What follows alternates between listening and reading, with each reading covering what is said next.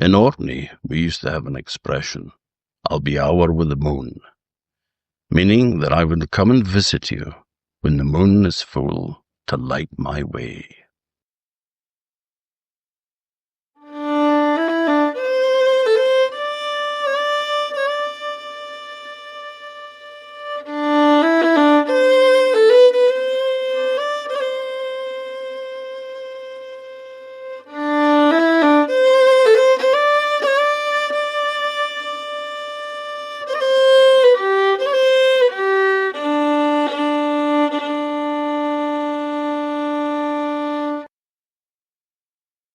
Hello, folks, and welcome to another episode of Hour with the Moon.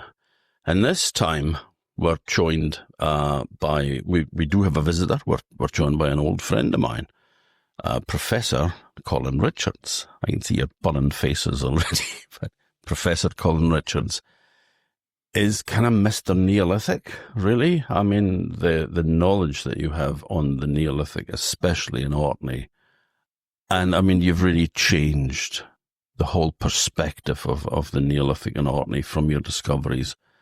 And it is also 40 years ago this summer since we first met, which is more than half our lives. So it's good going 40 years. Long time. Yeah. That didn't sound very enthusiastic. No, it's been such a pleasure, but I mean, okay, the boring and predictable questions first, but it's what people would be interested in.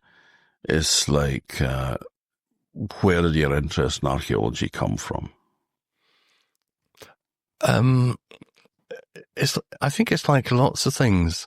It's really hard to pinpoint why you like something as opposed to something else.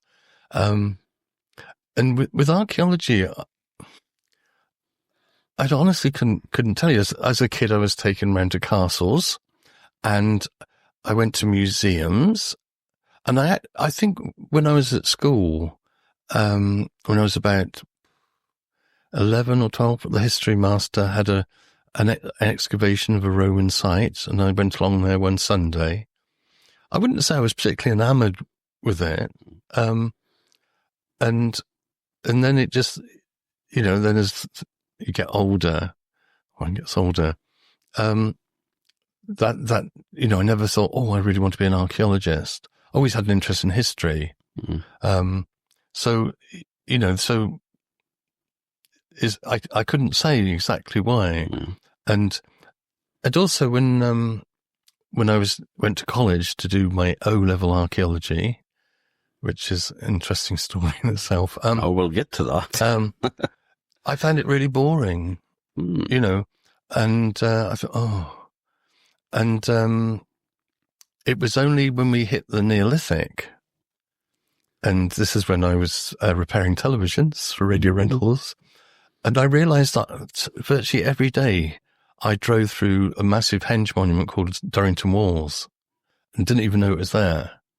And then when I discovered it was there, it somehow really captured my imagination. And so I can see why I like a particular part of archaeology, but I was never really, never really said, I really want to be an archaeologist. Mm-hmm. And where was home? At that time, Salisbury. Yeah. That's where you were from. Yes, and my area for repairing televisions was north of Salisbury, and it took in the army camps of Bulford and Larkhill, Neverhaven, and looking after televisions in those places was an experience. I suppose we better explain why you were looking after televisions for people that don't know. I know the story, but why you were fixing tellies? Why I was doing this? Mm-hmm. Because I didn't know what else to do. Yeah, but you got a job with... Yes, well, I left school and worked. I was a really bad schoolboy. So was I. Yeah, all the best ones are. And there was never any. It's a sort of report cards could do better. Doesn't try, disruptive, and so I was quite pleased to leave school. There is a story about that as well. So in the school I went to, there was a sort of split at the end of the fourth year, and the gifted children went on to do O-levels. And then when they did their O-levels, if they did well, they could go to the grammar school and do their A-levels and perhaps university. The less gifted students did CSEs. And so I suppose I was always fed up with being, he doesn't try right. So I made an effort in the exam, which you took to determine which way you went, and got quite high marks and was third in the class. And so I was quite pleased with that. But then I was taken aside by the teacher and scolded for cheating and put into that lower stream. Jesus. And so, so I only went on to do CSEs and didn't put any effort into it at all. Did 8 CSEs, got really bad grades. And I remember the headmaster saying, "We didn't expect you to do as well as that, Colin." So left school, got a job in a carpet warehouse. Me and my pals, we got sacked for laziness, and didn't know what to do. So decided to go to college and do electronics. Never had any interest in electronics, but just thought it was a good idea. Did that for a year. Hung around in Salisbury. Parents got fed up with me doing nothing, and mother arranged for interviews with 2 or 3 television companies, one of which was Radio Rentals, and they took me on. So there's a purposeful and decisive start to life. Well, I mean, some people, if you are from this country, you would know that Radio Rental is Cockney rhyming slang for mental, but nobody would know what Radio Rentals is these days, because it's something that never happens anymore. No, and in fact, I worked there for 8 years. So I went to university like 10 years. I was 10 years older than my contemporaries, so to speak. And but people were renting television sets rather than buying them. They were renting them, and when I first started, there was 15 engineers serving an area around Salisbury, and over that 8 years, they became more and more reliable. And when I left, there was about 5, and there wasn't enough work for them to do, really. So, and who would think of renting a television now? They're kind of disposable, aren't they? Yeah. I mean, the whole concept of actually buying a television by putting down a deposit and then paying it off monthly until you owned it, or renting it, paying so much a month, it's a strange concept to people these days. It is. And people used to say, "Oh, what do you think the future of televisions is going to be?"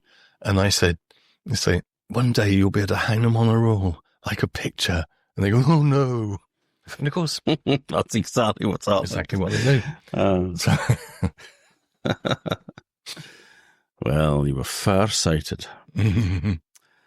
But I believe that you kind of got into archaeology really via a friend. Yes, and I guess that's an interesting story as well.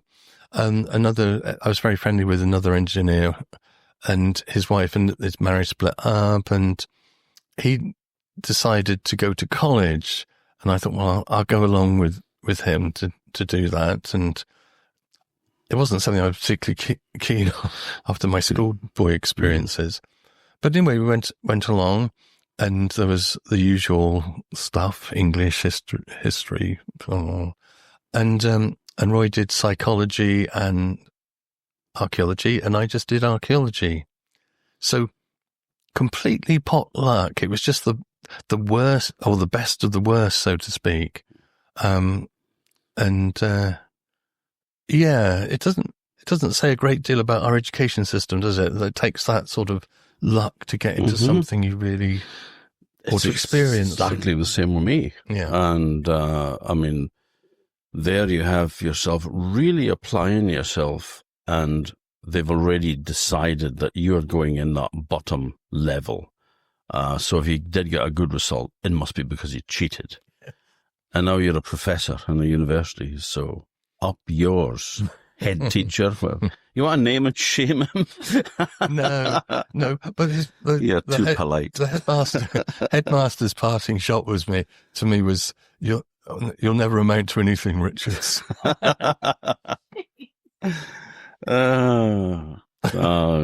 Don't you just love him? No. So, but then, I mean, you must have started developing an interest when you were doing archaeology and starting to find your feet and discovering the Neolithic. Yes. So, we did the O level at college with a proper teacher and as part of the college work. And, because of the Neolithic and so on, I really, really enjoyed it. And I think, yes, so the part of the O level was to do a project, and I did a project on Durrington walls, and Woodhenge, I seem to remember. And of course, when you come to the end of the O level, you're kind of high and dry because the college didn't do an A level or anything. So we decided we'd do the A level.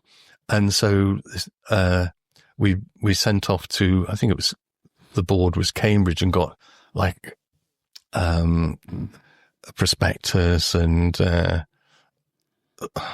bits and pieces. And we worked out, so there was a series of open centres, so we could sit the exam in London the following year. And to their credit, the chap, who taught us, and also there was another person who worked who was the Test Valley archaeologist, John Walker, who went on to run several units. They marked essays and things for us because we were basically doing it ourselves. And as luck would have it, it was at that time that the Wessex Archaeological Unit was set up. And that was an amalgam of the old Dorset, Hampshire, Berkshire, separate units, all were amalgamated and based in Salisbury. And for my A-level project, I looked at Durrington Wall, Stonehenge, Woodhenge, and I found there was another henge, which people don't know too much, Conybeare. And so I learned how to work flints. I learned there was a chap called Martin Green who in Dorset, and we went to see him, and he taught me what worked flints looked like. And I did field walking over the top of Conybeare Henge, all as part of my A-level project. And this Wessex unit started up, and a chap called Colin Richards, he started doing the Stonehenge Environs project, and part of the remit, or the main remit of that, was field walking. And by sheer good fortune, they were going to be digging Conybeare as part of this, and that was the summer at the end of the A-level. So there was a sort of a coalescence, I suppose, of different factors which got later. But the thing which sort of, a lot of people will understand is if you haven't been through that particular education system where the trajectory is taking you towards university or the possibility of going to university, you always think people who go to university are really clever. And it's, and therefore you're not. And so another component was, there was another engineer at Radio Rentals called Des Bunsell, and he was doing an open university degree. And he basically said, you're quite capable of doing a degree. I said, oh, you sure? And so again, all these sort of factors came together, and I suddenly realized that, and the thing that all the people in the Wessex unit said, if you want to work in archaeology, you need a degree. So that meant I had to go to university. So all those things came together, if you like.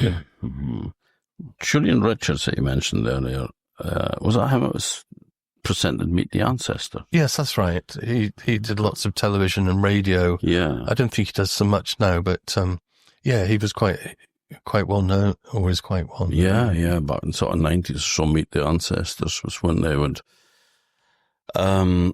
always do a facial reconstruction of a skull as part of it, so that you could see the person that they were, from the site or whatever that they were excavating, which was fascinating stuff. Yeah, that's right. They did. that was like the heyday of archaeology in terms of there was Meet the Ancestors. Yeah, well, Time Team kicked it off, really, and then suddenly archaeology programs became it. That's right. And you'd hardly be able to switch your television on without seeing an archaeology program.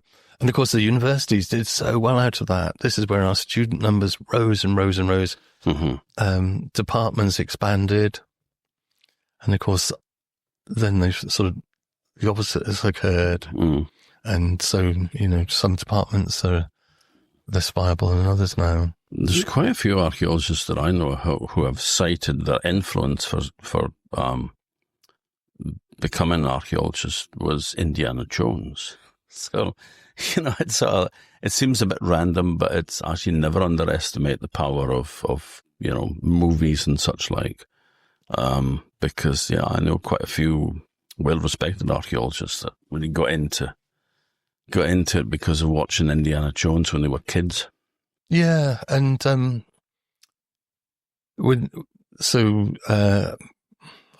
think starting around 2004, 2005, we started working on Rapa Nui on Easter Island, and that was literally a consequence of reading whilst working on another project, a Stone Circle project. Just having looked in a charity bookshop or charity shop and seen this book called Aku Aku by Tor Heyerdahl, who was famous for Kon-Tiki and so on, and just buying it and just leaving it on the side for months and going on excavation, just chucking it in the bag, something I'd read, and reading it.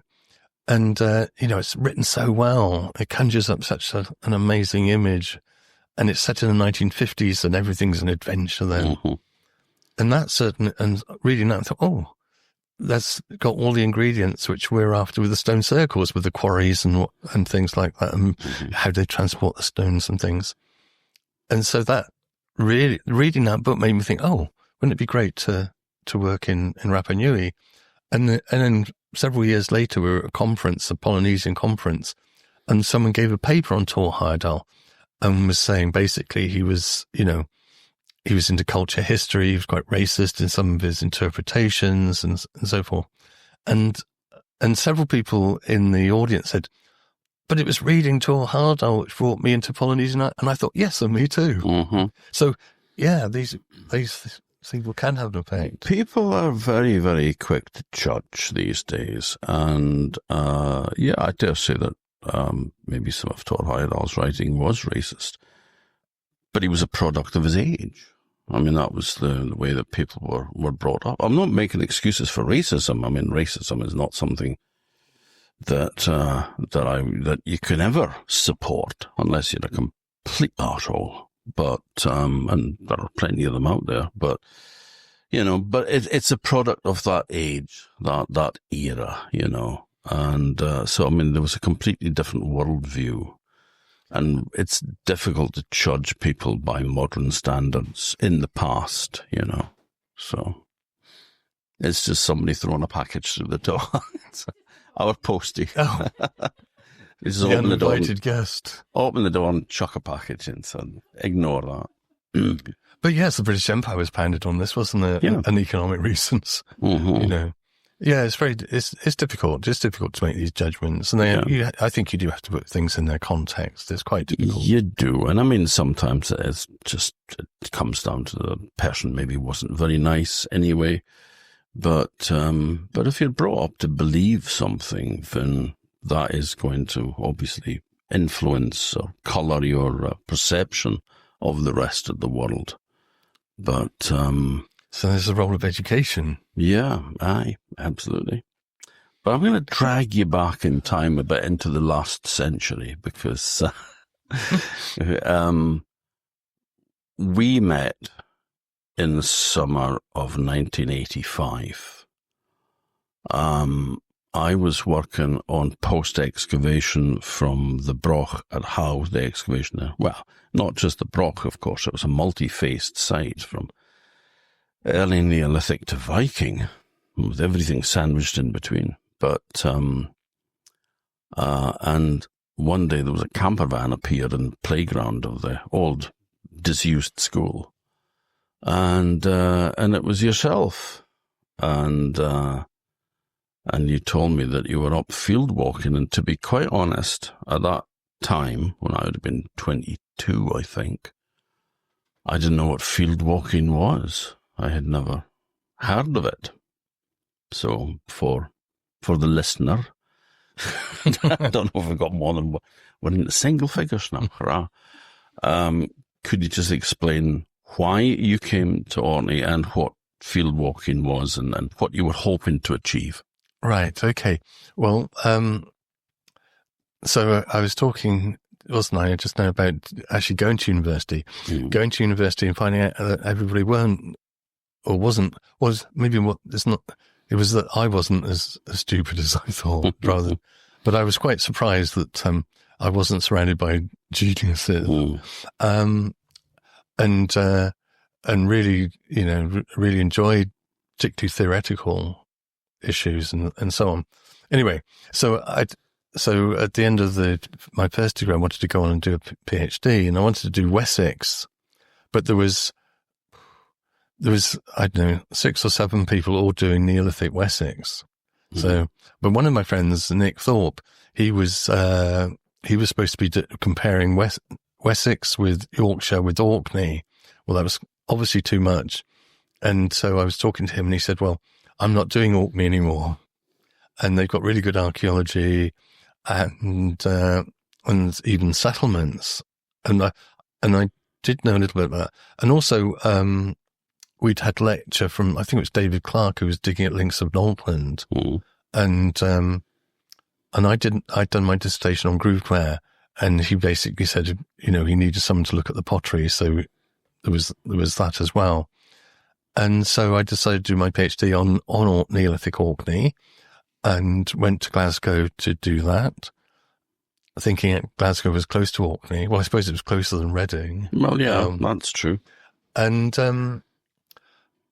but I didn't get a proper grant.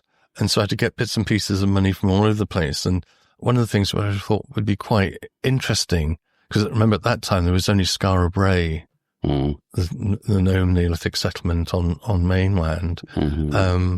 You'd found some houses actually underneath Howe, but it wasn't published. And it's misinterpreted is what it was. Yeah. So, because I was used to it, working with Colin Richards on the Stonehenge Environs project, which I did every summer when I was an undergraduate, I just thought, I wonder if you can find, there can't just be one settlement on Neolithic settlement, on mainland. And so I did a random transect that happened to just, as it went through Skara Brae, through the stones of Stonehenge Brodgar, down into Warfare. And the idea was to come up and walk ploughed fields and see if there's any material being brought up by the plough. And so the idea is that the plough cuts into the deposits, drags them up to the surface. You walk across the field and you'll see bits of pottery and flint and stone axe, if you're lucky, and so on. And I'd looked through the old proceedings of the Society of Antiquities of Scotland, and in each volume, there's several sections, and it's something like accessions to the museum, and they list all the things that have been brought into the museum. And if you go look through that, as I did, there was loads of stuff being put into the National Museum from the early 1900s right the way through. It sort of starts to die out more, or there's less and less as you get into the 1950s.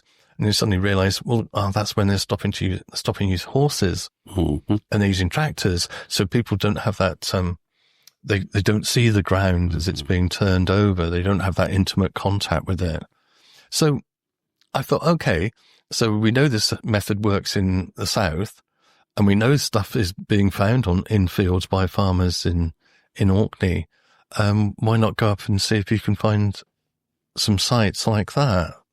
And that's what brought me up and why I was there. I think I'd been there. So when I did come, I think the very first time I came up for three weeks in a van, which was a complete wreck. And I thought I'd bring a van up because I'd find so much flint. I'd boxes of it. In fact, I think I found about 7 or 8 pieces, one of which was a gun flint, which I could have actually carried in my pocket. And and that van was a liability because it ended up me getting to prison for the weekend. But that's another story. How did that happen? I didn't know this. Well, of course, I'd had very little money, so I went to this car dealer in Edinburgh who looked just like a crook, of which he was, and bought this old van, which he assured me was in fine condition. And on the way home, I was looking in a shop window and not paying attention to driving and hit the car in front. But this van was so there was no damage at all to the car. It might have been a slight scrape on the bumper, but this van, the front had been, because it was all rusty. And the woman who was driving the car said, "Oh, don't worry. I explained that I just bought this. I was going to get it insured when I got home." Oh. And she was very understanding. And so, and off I went, and then I came up to Orkney, and then moved flats when I got back to Edinburgh. I think I went back to Glasgow, actually. And what I didn't know was she'd gone home and told her husband, who was outraged at someone driving around without insurance, told the police, who there was a summons came to my old flat, which I didn't get. When I didn't turn up in court, they issued a warrant for my arrest. So like a year and a half later, I'm driving up on the M74 and get pulled over and jailed for the weekend. Wow. Anyway. Bad luck. But after coming out in the morning, on the Monday morning, then driving up to Orkney, went on to find 3 settlements, one day after another. Was that during that first trip? During the first. Oh no, because you did find 3. Well, you found more than 3 settlements, but over the years. Yeah. But so I think it was when I was trying to. Must be around the time I met you that I was with Miranda. Yes. Yeah. So that's Miranda the panda, the girlfriend I was with at the time. And there was a large German shepherd as well. I think. Rufus. Rufus the dog. Yeah. Yeah, there's 3 of us in a converted ambulance. You see, I was calling it a camper van. I think my memory was getting a bit more sort of sophisticated and romanticized. So, well, it was sort of like a van with a mattress. Well, it was freezing cold, and it's funny how things. So one minute I was sharing a cell with 16 other people, thinking things couldn't get any worse, and then literally a week later in Orkney, found Barnhouse. Lying in your van thinking, I missed that sale. But even, it's just strange how these things work, because we were parked up in the Stones of Stennis car park, and we'd been walking fields and not for 2 or 3 days, not finding anything. And Miranda said, "Oh, we're going to walk the field next, And I said, "Oh, probably not. Of all the fields in Orkney, this will be one of the ones which has been picked over or looked at the most." And where exactly was this, for the benefit of the listener? When? No, where was this? The site?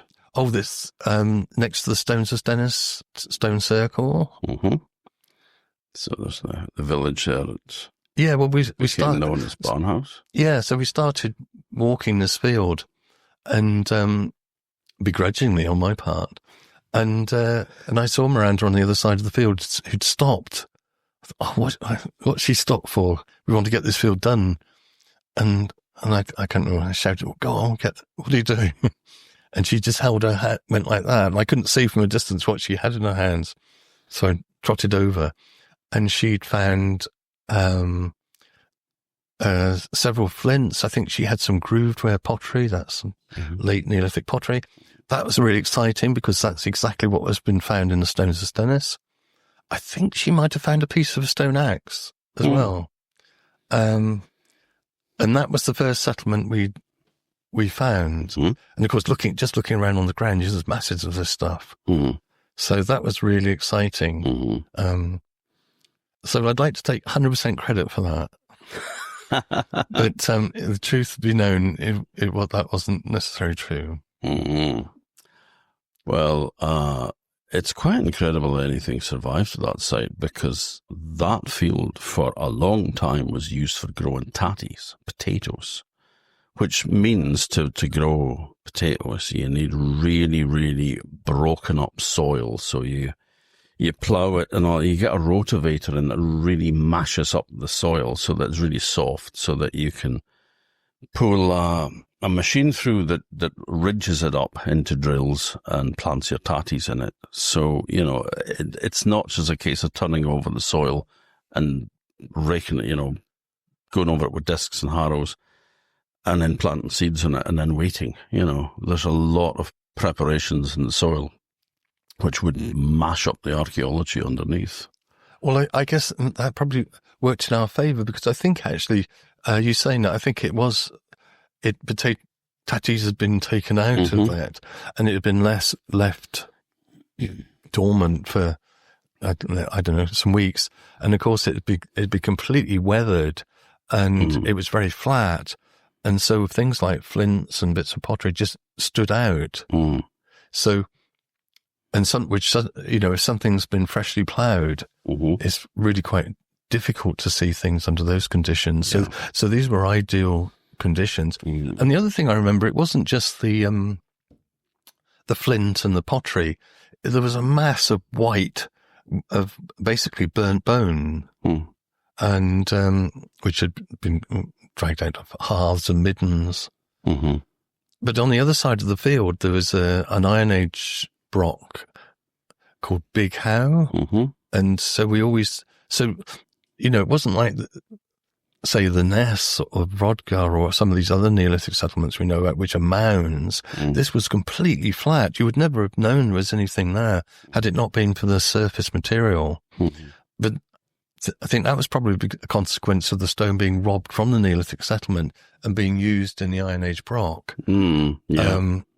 So, that's, so we're lucky to find it. And the people, when we went on to excavate it, as you know, as you were there, the new farmers came in from Aberdeenshire, and they brought they brought big tractors and started deep ploughing. And again, I remember going up there after they ploughed it with big stones on the surface, So between the potato cropping and these deep ploughing, it's a miracle anything survived there. And yet it did, as we know. And could you describe the site as well? Like, what did you find?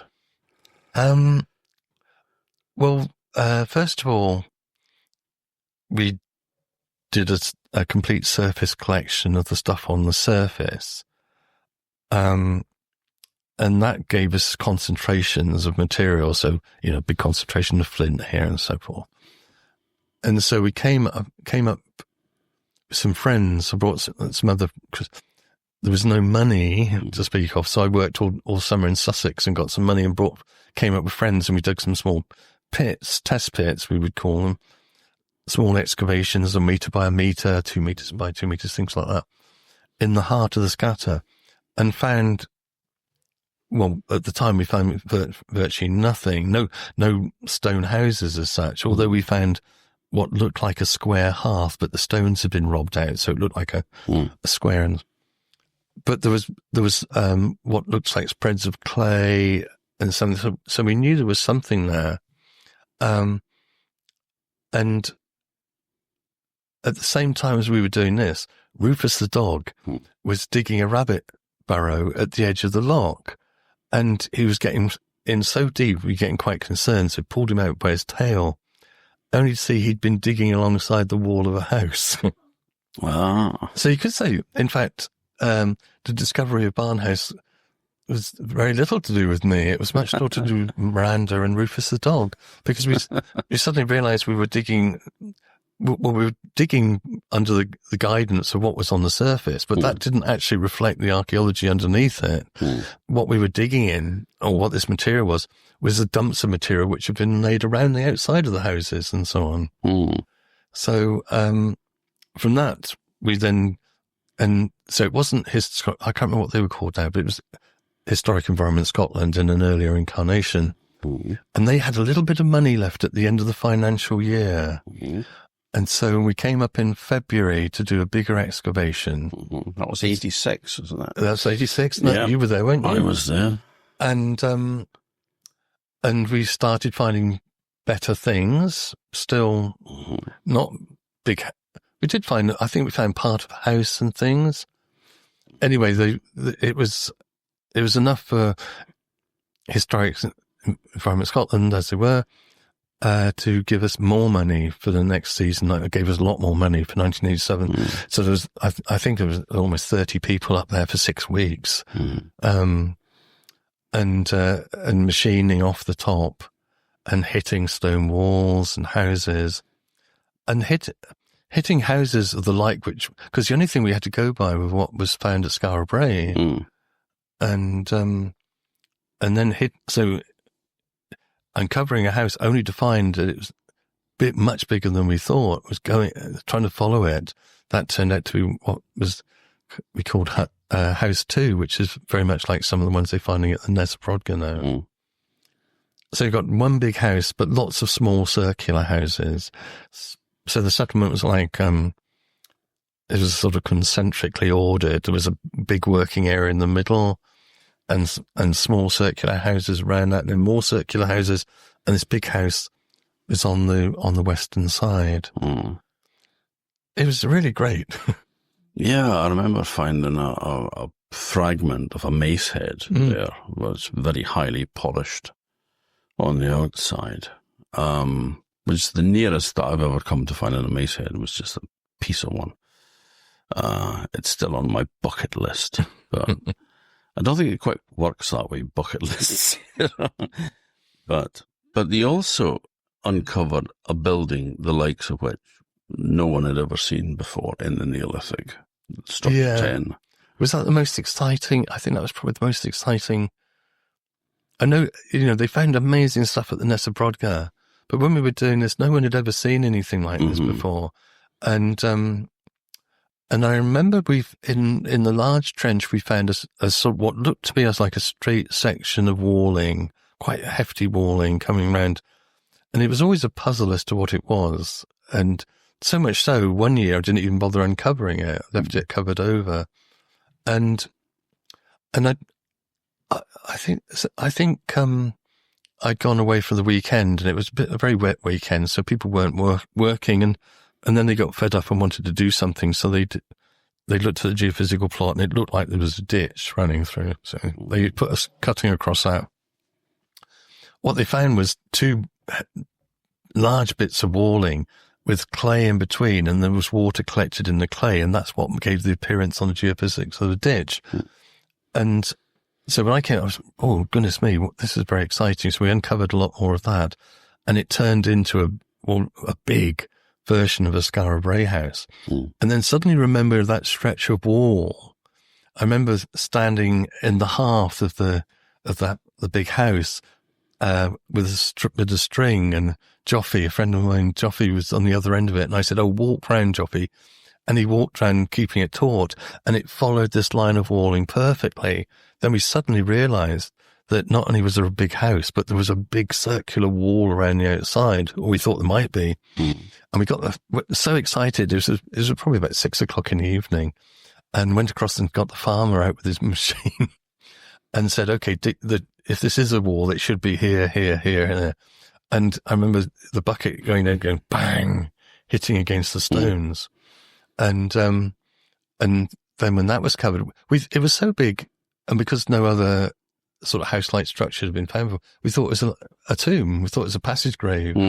But it wasn't. It was a house, a massive, massive house. And, in looking back, remember I said that when we first went there, we did these small test trenches. Well, almost certainly we found a second one of those. No, it was, our trench was so small and this thing was so, but we found a bit of clay platform with a ditch outside it, and there was a ditch running around what we'd called Structure 8, this big, big building. And that had big stones on the edge of it, and we just couldn't work out what it was. It didn't make any sense at all. But that would be next to it. So there was probably at least 2 of these big ones there, one of which we excavated. Oh, right. So there's a second one as well. Probably. So I was calling it Structure 10 there, but that was the one at Nissebrogger, Structure 8, right enough. It's the big one at Barnhouse. But I mean, the difference between that and the domestic houses was quite staggering, really. I mean, this was not built as a living space, really, was it? No, and I don't think the one I spoke of earlier, what we called House 2, was either. Or it could maybe at times, maybe people lived in it at times, but not permanently, I don't think. No, it's the small ones, the small houses. These were the day-to-day ones. These had the build-up of midden around the walls, with the ash and so on. It was none of this was expected. And to sort of sit back and think, right, okay, we've got a settlement. And when we started getting radiocarbon dates, we realized that people were living in that settlement when they were building the Stones of Stennis. And we kind of had clues to that because the same pottery type was being found there as well. So, but that was unexpected in itself, though, wasn't it? Yeah. I mean, up until that time, there'd been well, it won't be special because you do have these big settlements, and you probably have them elsewhere, but they're made of timber, so you don't find the traces.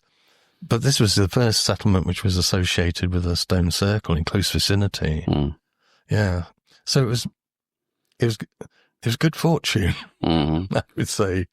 And to find that when you were still doing your PhD and to get money to excavate it, it was just great fun. It boded well for the future. I mean, the thing is with that big structure, though, I mean, there was a wall built around it as well. So you had to go through an entrance, possibly low. Do you think it would have been low? Or? Yes, well, that was, if you remember, that's strange as well, because the entrance to get into like a courtyard, wasn't it? An enclosed courtyard. You'd expect to go through an entrance and then go straight through an entrance into the big house in the middle and inside. But the entrance to that was round the side. So you had to go into that and then go round the closest way would be in an anti-clockwise direction, and then go through a massive entrance into the inner building. And, we used to ponder whether this extra warning that was added on, but I don't think it was. I think it was all done in one. So, going into it, it would be like sort of a secret. You couldn't look through an entrance into the interior. You had to go into it and then snake round before you got in. So it was very enclosed. It was very secretive. Interesting parallel, though, is the fact that in Orkney, it was always the case that everything was done with the course of the sun. So everything went clockwise. If you were pushing a boat off into the sea, you pushed it off in a bit of a loop, going with the course of the sun, not against it. You didn't push your boat off anti-clockwise. You'd have always pushed it off in a clockwise direction. That's interesting. And the same with like passing food at the table or whatever. It all went like passing the port on the left kind of thing, The food was always sort of things were passed around the table with the sun. So the fact that rather than taking the shortest route, which would have been going through that entrance and then turning to your right and going down that, like a quarter of the building. Yeah. And in through the front door, maybe people went all the way around that between the wall and the building in order to access the door, which had a hearth underneath it as well, like has been found at Nissebrogger. Yes, and the Stones of Stennis. There's at the Stones of Stennis, under the grass, there's a path running from a big square hearth in the centre, and it ran up to two big upright stones, which would have been some sort of entrance, and there between them is another hearth, and so this is well, I wouldn't say common, but there's certainly some form of practice where and certainly in Structure 8 at Barnhouse, that hearth was covered then by the flagstones, which would have been the flooring of the entrance. So it was almost certainly something to do with the construction, you know, as part of the construction rituals or something like that, which was quite interesting. Because I know that in Native American cultures, you have purification with fire or with smoke. And before you go into sweat lodge, you wash yourself with smoke. You gather smoke from a fire and you rub it into your hair and face. I've done this actually. So it's like that purification of going into the building of being, you know, going over fire or over smoke. Yeah. And then having it, if you put the flagstones on top, then it's that symbolic thing that you know that is underneath there. Exactly. And I always thought that as well, that it was to do with purification, you know, separating inside from outside as a qualitatively different space, if you like. Amazing. And I think the thing about these buildings and these villages is that they constantly amaze you. You know, maybe that's true of archaeology generally. You sort of, when you get familiar with an area or with, you feel that you get to know it. And then every now and, well, quite often actually, you come across something which stops you in your tracks. And you think, well, actually, I don't really know these people at all. Well, I mean, Nesobrodga was a good example of that, because we thought that the two stone circles would have been completely devoid of any human habitation between them. That was a sacred site, a ritual landscape, and that was, you know, the two stone circles was kind of it.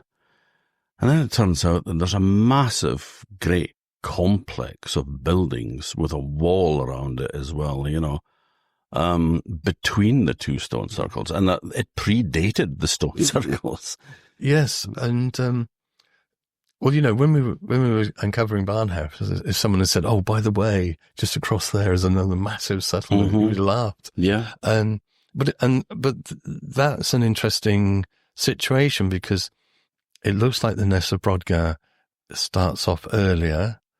So Barnhouse, when we got our radiocarbon dates back, and it's been another 80 dates done, and hasn't really changed very much in terms of its duration, probably being built and inhabited around sometime between 3,200 and 3,150, that 50-year period. That's and then BC. BC. And not looking to the future. And abandoned around 2,800. So it's a 400-year rough occupation, which archaeologically doesn't seem that long, but of course 400 years is quite a long time, isn't it? And so whilst that Barnhouse is being founded and lived in and abandoned, all the time, the Nesobrodga, there's people living there. Now, you know, what we don't know is quite what the interaction is between those two groups, because there is the bridge and the water between the two. So you can see it in two ways. You can either say Barnhouse is an offshoot of the, you know, it's all one, or you can say that it's completely different, that you know, where the bridge is now, that always was boggy, wet ground, and probably was actually. Yeah. And as soon as you do that, you say that, these two settlements are separated in one way or another. And over the years, I've vacillated between the two. 1 minute thinking about them all as one big conjoined complex, at other times thinking of them two separate entities. I still, you know, I still sort of think they are separate. Because I've just been working on a book with Jane Downes on Bronze Age burials and so on. And of course, the Ring of Brodgar is completely different from the Stones of Stennis, much bigger, surrounded by Bronze Age barrows. Now you think of the Stones of Stennis, much smaller. Stones are in deeper sockets and so on. We can talk about that in a minute if you like. Not a barrow to be seen. So it's treated very, very differently. So those two areas are treated very, very differently. You know, so I can't make up my mind, but at least that we know at one time there were people living on both sides looking at each other, basically. and then one lot. So I think Barnhouse is abandoned around 2,800. Nesebrodka is abandoned 200 years later, as far as I can see. People come back and do odds and ends there, as they do at Skara Brae, as they do at a lot of these settlements. King back, fiddle around, bury, slaughter cattle, put deer carcasses down. Don't think they're really living there anymore. So, that's not a lot. So Barnhouse finishes, then 200 years later, the Nesebrodka finishes. It's really interesting what's happening, I think, there in that time. The Neolithic's kind of winding up, really. Yes, it is. And Skara Brae, so the first bit of Skara Brae finishes at 2,800, same as Barnhouse. They come back. They probably live there for another 200-300 years, then that gets abandoned. This is fresh in my mind because I've just been writing about it. But, what we saw as these long-lived villages with Rigno, Poole on Sanday, Links on Auckland on Westray, any number of them. When you look at them more closely, as Sigurd Perry looked at this for his dissertation, they're punctuated. People are coming and going. They're leaving them. They're abandoned for a while. They come back. So it's a much more fluid, disjointed Neolithic than perhaps we thought of. I was just recording a little thing recently with a friend of mine in America, and I was saying, when I got into archaeology, when I started working in it, it was we knew it all. It was all nice and straightforward, and then suddenly, people always built in stone. There was no wooden structures, and we knew the stone circles were just there, and then suddenly, with a whole lot of other discoveries, it's like, okay, so basically everything we thought we knew is wrong or is different, And so we have to reevaluate and start going back and re-looking at these things. I guess that's the fun of it, is it? Well, yeah. That, you think you know. Well, I think, I remember when I first started doing research, reading something that Ewan Mackay had written on Orkney, and he was talking about basically Skara Brae being unique. I think at that time they knew there was Skara Brae on mainland, there was Rigno on Rousay, Napa Power, but so these were seen or portrayed as, there was just the one-offs, wasn't anything else like that. And now, you now think back, and there's dozens of them. Every time people go out field walking now, and you think, oh goodness me, Orkney may have been more widely populated then than it is now, even. Well, there certainly wouldn't have just been one or two people that would have lived in a few houses, But then, you excavated at Barnhouse, and once that was being kind of wound up, you started casting your eyes a bit further, looking for other settlements as well. Yes. Well, we poked into Maze Howe, if you remember. We did indeed. As part of the Barnhouse project. Yes. And that was interesting, wasn't it? Because we found this big stone hole on the back platform. Who found the big stone hole? I think, was that you, Tom? Yeah. Oh, yeah. Now you come to mention it. Yes, it was. I've got a feeling we weren't strictly supposed to be digging there. We weren't allowed to dig there. But it was such a great discovery, I think we're all forgiven. Well, I can't take any credit. I dug it, but it was obvious that there was something there. There was a big depression in the ground. And we all knew it was there. But being a kind of a cunning sod, we had the plastic down because, it was one of the jewels in the crown of historic Scotland. They were very, very protective about their sites and such like. So, we had the plastic down so that the grass didn't get messy when we were casting up spoil from excavation. And this one had got full of water, and me and you had picked it up to tip the water over it, and I deliberately angled it so that the water would fall into that hole, and then it went straight down. And one of the reasons that we were digging there was because they were wanting to put a drain in or something. There was water ingress into the tomb. I'm not 100% sure why we were digging at the back there. It may well have been to do with drainage. It was, there was a leak. Yeah. It sprung a leak. And I suggested that if they wanted a soak away anywhere, that was the place to put it. And I remember the caretaker was Norrie Sclater at that time. Norrie Sclater, yeah. And he used to come around and point at this hollow as if we needed any more tempting. And, Well, he thought there was Viking treasure there, which is, the runic graffiti inside Howe saying that a great treasure had been carried away to the west, carried away to the west. Yeah, about 4 yards. We got tired. But yeah, he was most insistent when we'd excavated what was a classic standing stone setting, the hole with the packing and all that for a stone. He said, if you carry on digging down further, you'll find Viking treasure. No, we're on natural soil here, we're in the Neolithic. Yeah, we've hit we've hit natural here. There's nothing underneath. Yes. But he wasn't convinced. Well, we played a good trick on him because we dug at the front, and at the front, Maze House actually built on a clay platform. And so they were putting a new walkway in. I think that's why that was the way in we got into Maze House in the first place. And but at the entrance, so there was all this, you've got to be really careful about this, you've got to be really careful about that. And when we got to the entrance, we had a trench outside the entrance.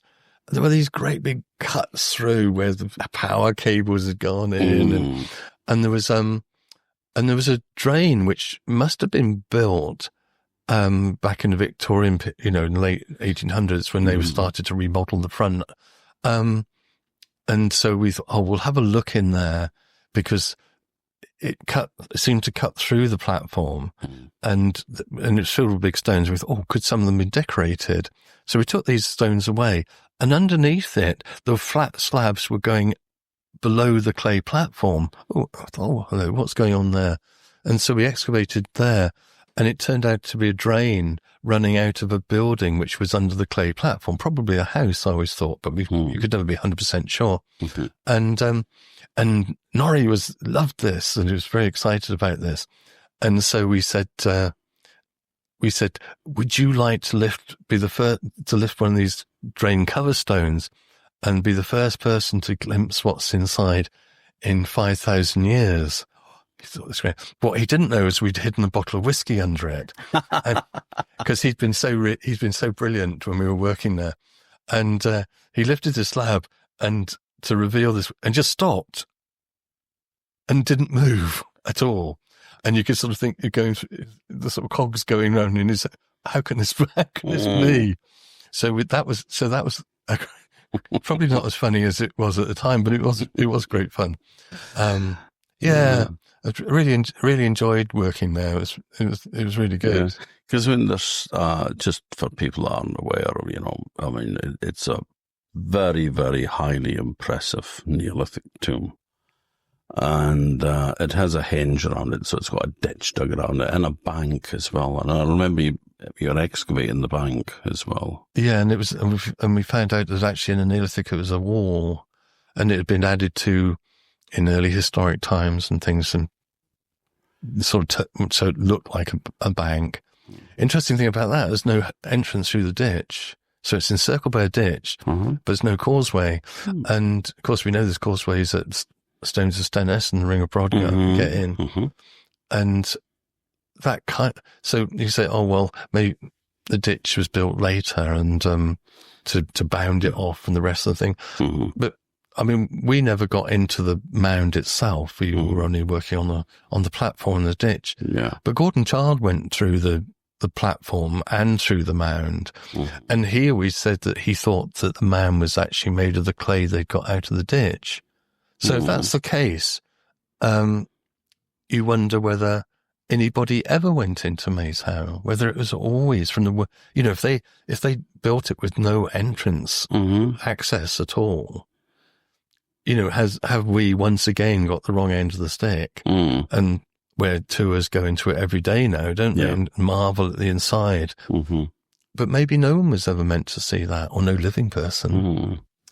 Well, the one thing that I always thought, because I do like a flight of fancy, is the fact that at midwinter, when the sun sets, it goes behind Ward Hill, and then it reappears again between Ward Hill and the Coolags, between these two big hills.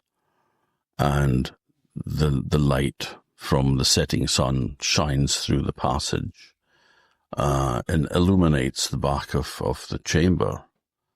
And to me, it was almost like the sun going into its own tomb with the rounded hill of Ward Hill, which is exactly the same shape as Maze Howe. And then reappearing again, and then the light going into Maze Howe. It's almost like it was a tomb for the sun. Well, you're allowed to laugh. No, but you could say the sun. It's at the end of 1 year, isn't it? It's just it's from that point on, the days are going to start expanding. It's the beginning of a new cycle, and it could be an awakening. It's got the sun awakening. Symbolism of it going into its tomb and then being reborn again. Yes, coming back. And the interesting thing about that is there's a blocking stone for the entrance. Now I know that's been remodeled and so on, but that blocking stone apparently was there. And inside there's 3 blocking stones for the. And again, for people who don't know, it's like a cruciform inside. Passage comes in, and there's chambers to the left, right, and in front of you, with entrances, and they're actually raised. They're not on the ground. They're actually raised in the tomb, and on the floor inside there's 3 stones. Well, none of those fit entirely either.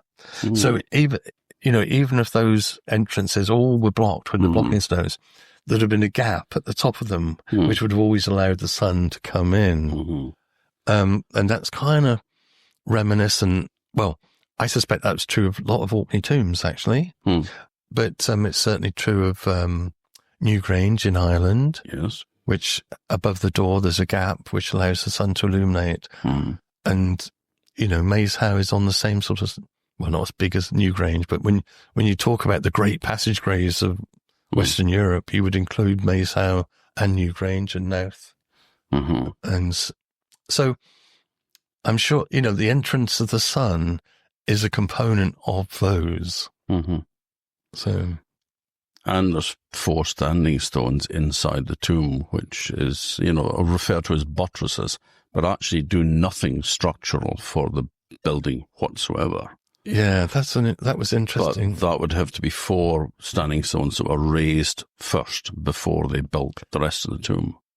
That's right. And so if we went back to look at it when it's being built, we would have seen just 4 standing stones there.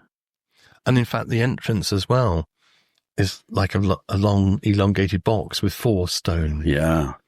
And then you thought, well, we found a stone socket on the platform. Could there have been a stone circle there to start with? Yeah. Hi, friends. You might not realize that along with this podcast, Tom and I are building an ever-growing website, Orkneyology.com. It's become a kind of social history archive for Orkney. We've also started an independent micro press called Orkneyology Press, and we have a YouTube channel where you can hear Tom tell a multitude of Orkney stories. Not only folklore, but interesting lesser-known social history like you're hearing today. I wanted to let all of our listeners know that our crowdfunder campaign is going very well, and we're going to leave it on a little longer. So if you've thought about throwing a little something into the creative pot but haven't yet, now is a great time to show your encouragement. You can see what Tom's up to with his upcoming book, Tales in the Landscape, and pitch in if you want to. We really appreciate every one of you. Show notes for this episode are on Orkneyology.com, where you'll find links for everything I've just mentioned. Just look for the podcast tab. Thanks for spending time with us, and enjoy the conversation. You spent the night in there one time, didn't you, Dad? Yes. You'll have to ask him so it comes out. Well, Rhonda, who is a bit shy of being on these things, has just waved and asked a question, which I've been asked to relate, was that you spent a night in Mace Howe once. Searching for decoration. Yeah. And you invited me, and I didn't go because I thought, I'm not staying up all night. I'll get sleepy and grumpy. I seem to remember that it was me, Richard Bradley, who's a professor of archaeology, my old professor at Reading. I think Matilda, a woman who lived in it, was there. I've got to think, I can't remember if there was anybody else. And yes, so the idea is you go in there. Well, we went to that at night because that's the only time people weren't going in. And if you shine, so Patrick Ashmore originally saw some line. Everybody knows about the runes, but he spotted these faint lines, and they're so faint you can only really see them by putting a torch at an angle to catch them. Yeah, and that shows them up. Yeah. And so we were in there doing that, and because these were Neolithic. Oh, sorry, carvings. yes, these are Neolithic scratching, really. And ended up spending the whole night in there. And in fact, I was interviewing Richard Bradley for a journal, a Dutch journal, I think, actually, as it turns out. And we sat in one of the chambers I was interviewing him. I never got round to writing it up. But that was kind of interesting and strange at the same time. When James Farrar excavated there in 1861, he was warned about a supernatural creature called the Hog Boy that lived in there, which is, the same as Hog Boy, Hog Bone. It's a guardian spirit that lives in the mound that possessed great strength, and people were warning him not to interfere with the tomb because it would annoy the Hog Boy. He didn't find one, but I believe that he was the Conservative MP for Durham South when he was excavating the tomb, and that he lost his seat in the next by-election. And had ill fortune for the rest of his life. Yeah, well, the next election he lost his seat, so he may not have been physically apprehended by the Hogbone, but he certainly buggered up his political career. Are you suggesting that? Oh, let's see. Did things go down? No, you did things go downhill from that point on? I just like throwing in a bit of folklore whenever I can possibly do it, but. No, you went on from strength to strength. So, Barnhouse is sort of coming to an end, and you're casting your eyes around for another potential site. Yes. So, it was great fun working among the monuments, so to speak.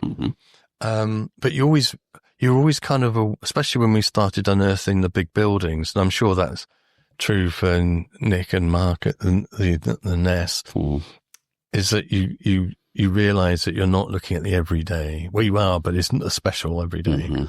So we wanted to see how representative Barnhouse was, and basically what ordinary people were living in further afield, and there was an open evening, so we weren't sure where we were going to work. But we knew from field walking it was quite easy to find these settlements. But anyway, there was an open evening in the museum where people brought in their objects they'd found for the specialists to identify. So I was one of the specialists, and people brought all sorts of weird and wonderful things in, including stone shaped like animals and all sorts of things. And right at the back, there was a quite unassuming chap, Ronnie Flatt, came in and sort of had his hands clutching, and he opened his hands, and I think he had a carved stone. Well, it wasn't a carved stone ball; it was just a round ball. Okay. Did he have part of a mace? He had half a mace head. That was found in front of Queen Hill Tomb. Yes. And also some flints, and said, "Oh, is this anything?" And it said, "Yes." Where did we find these? And he said, "Oh, well, my father found these things. And it's in the corner of my field, there's an area, a red soil." So instantly you think, oh, yes, this is ash. And what's he finding in them? He's finding Neolithic things. So where's the farm? Oh, it's just below Queen Hill too. So, oh, yes. Okay. So instantly we thought, right. Okay. So what, because the thing, if you look at a map of mainland Orkney, and it just, there seems to be no difference between Stromness and Kirkwall, just 15 miles apart. So, but actually there's around coming through Finstown, isn't there? There's a line of hills which sweeps round from Wideford Hill in a semicircle and then heads up towards Evie, really divides mainland Orkney. And then with that one gap in Finstown where you can go through. And so, looking at it, suddenly, yes, this is very different. It's a very different world, even though we're only, 2 mile or so or whatever from Stennis and Brodgar. We are in a different world here. And so we thought, right, this is where we're going to do our next project. And we also knew that back in the 1930s, Robert Rendell, when some ground had been reclaimed at the base of Wideford Hill, he'd found a settlement or a spread of flints on the surface, and for his time was remarkably good because he'd actually plotted out where he found all these flints, and they certainly looked early Neolithic. So we were quite keen also on finding that earlier Neolithic period. But he'd drawn a very accurate map with dotting all these finds, but then the map just had a road at the bottom, and it said Kirkwall one way and Stromness the other.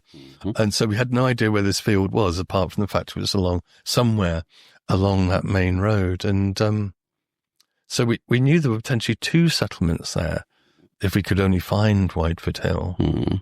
And so that's why we decided to work in that area between Queen and Wideford. But I mean, Stonehall was, I think it remains my favourite site. Of all the places that I've dug, it was just fabulous. I mean, beautiful views out high up, looking over the Bay of Firth with Homegrimston and Dempsey in the background, North Isles further along, and it was just, but there was great groups of people there as well, and that's what kind of makes it stick in your mind. But it was, it was a lovely sight. It was fun, wasn't it? And Ronnie and Mabel were great as well. They were absolutely lovely people. And so every year we'd arrive and take over their barn and dig up their land. But again, when we started working there, we were interested in the early Neolithic, but we basically wanted to find out what was going on at the same time as Barnhouse in other areas. And suddenly realized that we weren't dealing with one side. This red spread of stuff in the corner turned out to be an early Neolithic house. And one on the other side of the ditch, which you'll remember, you were in the ditch. I was in the ditch, because that was when Richard Bradley turned up with his students.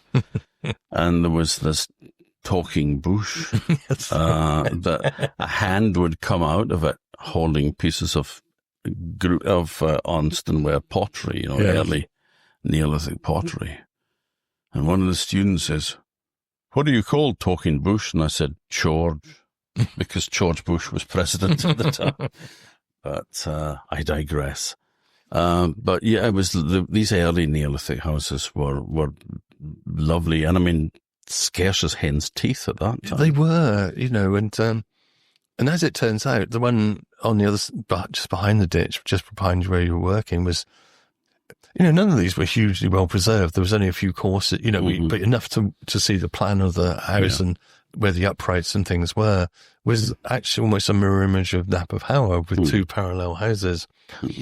But Ronnie used to come out and stand looking at what we're doing, and he'd point over the fence at a mound, which was on rough ground, just beyond the field we were working in at the base of the hill. And I kept looking at it. Oh, he said, "I think that's something." And I look at it and look at it and look at it. And I thought, oh, I wonder if it's like Quantiness, which is further along at the base of Wideford Hill, which is a big Neolithic passage grave. So I thought, oh, that would be great to find a big passage grave here. So I sent some students over and said, dig a hole in the top of that and see what you find. And of course, they come back not saying, oh, we found lots of stonework, which would be a cairn. They had stuff in their hands and showed me it's early Neolithic pottery. And, oh, goodness me. And of course, that turns into be a series of houses, early Neolithic houses, which are built on top of this knoll, which is really interesting because it wasn't a big knoll. So the house was always, it may have been on the summit, but it ran slightly down the sides. And you could see from the way that they'd put buttresses and things around it, it's always unstable. So it was always wanting to fall down, and they were supporting it in various ways. And strangely enough, I took a group of students out there the other week, and we're talking about this. And of course, when it's someone wanting to live in an elevated position, overlooking other houses. And of course, height is always an index of status, or it can be. The folk on the hill. Exactly. And so what we thought was one side turned into 3 sites, each about 100 meters apart. And it was in one of them, which when you stood back and looked, you could see a slight mound that actually ran into the late Neolithic. And that leads me on to a particularly interesting story. Well, the fact raise that yourself, Tom? I was actually not going to mention it, but the knoll for the mound. I mean, it was glacial, I think, wasn't it? It's natural, but it had 3 buildings on top. That's of it, right. But they weren't over the top of each other. Each one avoided each other, actually, didn't it? Mm-hmm. That's interesting as well. Yeah. I found the second one fascinating because, I remember you standing there. We were digging what was the third house inside, the one with the buttresses that kept falling down, which was built on a slope, which I remember Ronnie was most disgusted with his ancestors because he was sort of like saying, why are they building on a slope? He sort of, idiots, They should have known better. Well, of course they did know better, but they were avoiding the other buildings that already had been there. But the second building in the feature, I remember you standing outside that one and saying, I'm just going to go in through the entrance. And then you walked in the opposite direction from the entrance into the third house. And I thought, Richards has lost the plot. But what you had spotted and which I had failed to see and everybody else had was that there was upright stones outside that building, which was the sill of a doorway into another house. And then when I excavated that, I found a hearth outside the third building.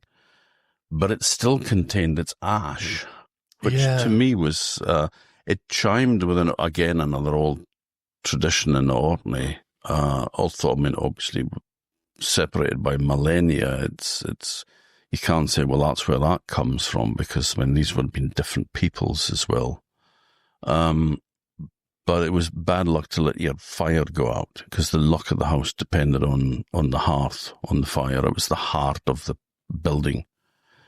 And so the fact that the ash had been preserved in situ in the fireplace, from the last fire that had been burnt, makes you wonder whether they were kept it alive and then taken fire into the new house, because even just for the simple fact, it would have been a pain in the arse trying to light a new fire from nothing, Yes, and when you think how sort of damaged and degraded that house was, and yet the hearth was still in very good condition, and with, as you say, we still had its ash.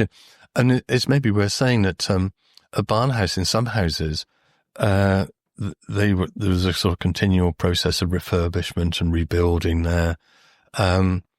In some instances, the later house or the later floor higher up, so to speak, they would dig down to the very base, the first house in the first half, remove the hearthstones and then reuse them at a later time. So they were really going back and forging links with the founders of those houses. Yeah. So And also, there was great similarities between the structure 8 at Barnhouse and the stone inside of the Stones of Stennis. And it was quite clear that from excavations back in 1973, I think, the Stones of Stennis hearth had been remodeled any number of times, each time getting bigger. So I always wondered whether some of the stones from the Stones of Stennis ended up in the hearth in structure 8, or maybe vice versa. Anyway, but the hearth, there's always something about the hearths. They clearly were important. Well, even in the times of the Highland clearances in Sutherland in the early 19th century, late 18th, early 19th century, what they would do is there was a basin of milk that was kept in the house for domestic use. So it was like feeding the family. And the fire was always kept on. So when the factor and his hired goons came in, they would take the basin of milk and they would douse the fire and put out the fire with the milk, which is what was going to be sustaining the family. And then the fire was seen as being the life soul of the house, the heart of the house. So they were ritualistically killing the house. And then everybody was driven out. You get 45 minutes to get all your stuff out, and then they set fire to the house. So hearths have always had that really association that goes way deeper than just being something that keeps you warm or cooks your food on, So here's another thing with the hearth, that in the houses, certainly the Barnhouse, to build a house, it seemed that the first thing you did was put the hearthstones in place and the threshold slab. And then built the house up around those. So that was the first act of construction, was putting the hearth in as well. So that emphasizes that significance, doesn't it? Yeah.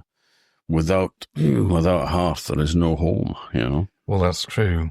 But there was a later, as you alluded to earlier, there is a later Neolithic settlement as well, which I remember when you stood inside it and you looked up at the side of the hill, Queen Hill Tomb was completely against the skyline. I mean, it dominated that settlement. It was like, here we are, there's the ancestors. Yes, and I think that's probably the only position it was on the skyline, wasn't it? Mm-hmm. Yeah, because otherwise, if you look at it like you were, say, you're driving on the road or walking up to it, it's what, 2/3, 3/4 of the way up the hill. Yeah, it doesn't stand out particularly. No. In fact, if it wasn't nicely grassed over, you wouldn't even know it was there. No, you would completely overlook it. Yeah, so that was interesting. But there was a particularly funny incident. Hilarious. I didn't think it was that funny. And revolving Tom, I should tell people that. So you had the house on the knoll, and you had the houses in the corner of the field that alerted us to this, or alerted Ronnie to the settlement. And then this other bigger settlement under the Man, which ran on from the early Neolithic into the late Neolithic. And at the top of stratigraphically, the top layer, so to speak, there was a building, as a strange building. I'd not really seen anything quite like it, where the hearth had been replaced by a burial kist of some sort. And a friend of ours, Adrian, was in charge of supervising that house, and he came. So I kept saying, "Oh, you got to hurry up. We want to finish that house this year." And then he finally came, because I was working up on the top of the knoll. I think you were probably up there as well. I was up there, yeah. And he said, "It's finished." And I went, "Okay, we'll come and have a look." And came and have a look. And there was inside is a circular building. It's just a few courses of masonry. Had some interesting upright stones set all around the inside of the wall. And in the center was the remains of this burial kist. And poking up through and I said, "Are you sure it's finished?" And he said, yes. And poking out through the clay floor was just a small corner of a stone. And that looked really odd. So went there and started poking around. And to cut a long story short, much to Adrian's upset, started hacking away excavating away some of the floor, and which was all finished. It had been, but it's basically just a layer of clay to reveal a massive stone. And so, hello, what's this? And it was the cover of something. So we thought it was a burial kist, and so we got a pick underneath and levered it up. And I said to Tom, Tom, can you take this to the side of the trench and check for decoration? Because we wondered whether it might be decorated. Well, there was actually a stone rubber stuck to the underneath of the slab. So it's one of these sort of bun-shaped stones with a flat base, and which is completely ground smooth because it's for like processing seeds with. And then it had a little dimple kind of pecked in the middle to help to turn the seeds and grind them up. So that was actually stuck underneath the lid of the kist. It was. But what Tom will never forgive me for was that whilst he was lugging this huge stone to the side of the trench, I looked down at the gap, and it was full of the most beautiful things. Well, we didn't know that until you nicked my trowel and started digging. And one of which was a quartz axe, a beautifully shaped quartz axe, the like of which I'd never seen, which looked almost like a sort of a bronze axe in quartz. The sort of blade came round and there was slight notches back in. And in retrospect, I think it probably was early Bronze Age. I think that whole thing was early Bronze Age, even though the dates seem to suggest it was sort of. I think the dates came out at around 2800. So you say it's late Neolithic. It's the shape of this axe and where we were getting the material from to date it was actually we were probably dating the midden underneath it. We probably weren't dating the structure. And it resembles very much some of the stuff that Jane found, structures Jane's found and she excavated a series of Bronze Age barrow cemeteries, one of which was Lingerfold, very similar to one of the ones there. So that whole thing might well have been later than we thought. Well, I mean, the whole thing's so bloody, I mean, it's all an artificial term anyway. Your early Neolithic, your late Neolithic, your Bronze Age, your Iron Age, I mean, it's... Yes. Nobody would have kind of like gone, oh, it's the Iron Age tomorrow. Yeah, that's correct. It's got the alarm set for the Bronze Age. And the more, especially that third millennium BC, that's from 3000 to 2000, the more we find out about that, the more we find out actually it's a complete, there's constant stuff going on. It's not like nice end of one period and you go into another. But anyway, as Tom was checking the stone for decoration, I was gaily hiking out or carefully excavating. Most beautiful axe I've ever seen in my life. A whole series of amazing hammerstones, flints. It was, you call it a hoard of material actually. And, yes, it's just one of those things, Tom. Well, Martin Carruthers, who is now leading the excavation at the Iron Age Broch at the Cairns in South Ronaldsay. He was a student at the time, or a postgraduate student, can't remember which, but we had this thing that, he was lucky because he kept finding all these big pieces of flint, and we were thinking, he's a jammy little sod. But it was from underneath another slab that was, if you were looking at that one from the doorway, if the one with the white axe in it was like at 3 o'clock, then this would have been at 12 o'clock. Yeah. And there seemed to be, was there one on the other side as well? I don't think there was one on the other side, but then we started, because when we were going down into, let's say, disturbed stuff near the surface, we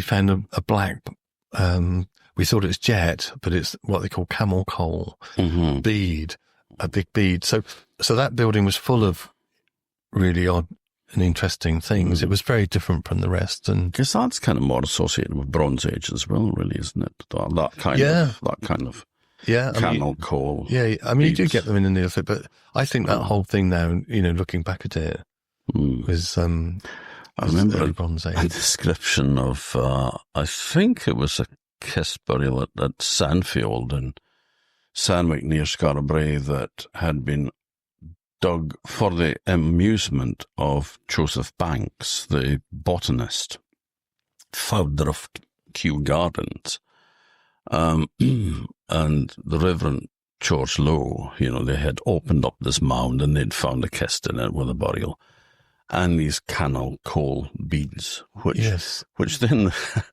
Lowe says that burnt with a pure white flame. And he went, "What?"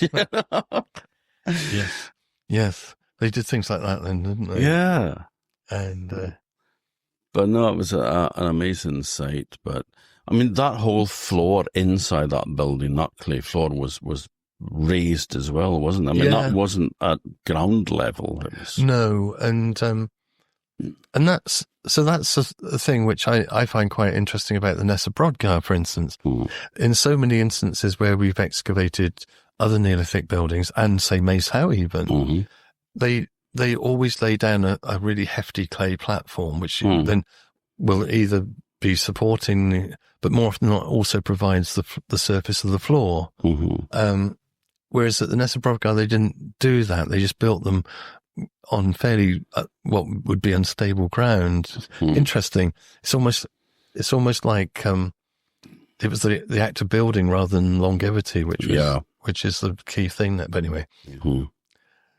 Yes, so that Stonehall was a great site. I really enjoyed it there. It was very nice. It was nice. It was nice working there. It was a nice spot. Yeah. It was protected, beautiful views, nice things. Another lovely piece of folklore about that was I was accosted in the street one winter's day in Kirkwall by Ronnie Fledd, who seemed to be in a kind of an agitated state. And he was going on about the quern stone that had been taken away, and the spirit of the corn had gone with it, and he was needing it back. And I was like, "You've lost me, pal." I didn't know what the hell he was talking about. But there had been what was thought to be maybe a saddle quern. Yes, was it? And did we take that back to Glasgow? He wanted to go to the museum. No, he wanted to keep it, and you were quite happy to leave it because I don't think you were entirely convinced that it was a saddle quern. But it's just that somebody had chucked it in the back of a Land Rover by mistake and taken it south. And so he thought that the bad season for the harvest was due to that leaving the farm. And I kind of thought, what century am I in, My God, it's the 20th century, man, because, it was in those days. But yeah, it was and you brought it back, and he was so happy, and it sat outside his house. So yes. Him and Mabel were absolutely lovely. They were just a pleasure to work with. Just right old Orkney folk. I really enjoyed that. Yeah. But then I remember me sitting in with an expectant audience in the Toon Hall in Kirkwall, waiting for a talk by Dr. Colin Richards about Neolithic, excavations at sites we were on. And he never turned up. And it was like, well, this is not unusual for Colin to be late, and folk were starting to mutter a bit and get a bit fidgety. And then you came sort of like rushing in at the last moment and announced that you'd just found another site. Was that Crossy Crown? It was. And that's why you were late. Yes, well, it's quite interesting actually when you think about it, because, I was saying about field walking and how we find sites, but in this instance, for that project, there was a couple of sites which were found by field archaeological means, like field walking. But Crossy Crown was, and so Stonehall was basically, we were told about it by Ronnie coming into the museum and so on. And the idea was that we were going to walk as many fields as we could in between Quantonass and Pinstown, I suppose. And so we've been walking on the grounds of Quantonass down towards the coast and finding absolutely nothing. And Scott Harkis came down and said, "Oh, how you doing?" We still haven't found anything. And we got talking and he said, "Oh, I remember in that field over there was stuff always cut." I can't remember how he described it. He said there was always stuff came to the surface or something. And they were just ploughing it. So, oh, great. So we go over there. And sure enough, when you stand back and look at it, you could see there was, even with ploughed field, it was just like mound. And we went across and I seem to remember there was lots of bone on the surface. I think that was bone which had been put on the fields. Yeah, that was Jack O'Flett, who was a cattle dealer. And he used to own, I think he owned Quantonass. But it was, they were taking cattle bones for the slaughterhouse, for the abattoir. And they were chucking them on the fields as lime, for fertilizer. And, well, normally stuff like that would have been sort of ground up, but this was just like entire bones. Because I remember Nick Card was digging there, his dog, I think it was Finn at the time, kept running over with this leg bone of a cow, wanting you to throw it for him the whole time and play fetch.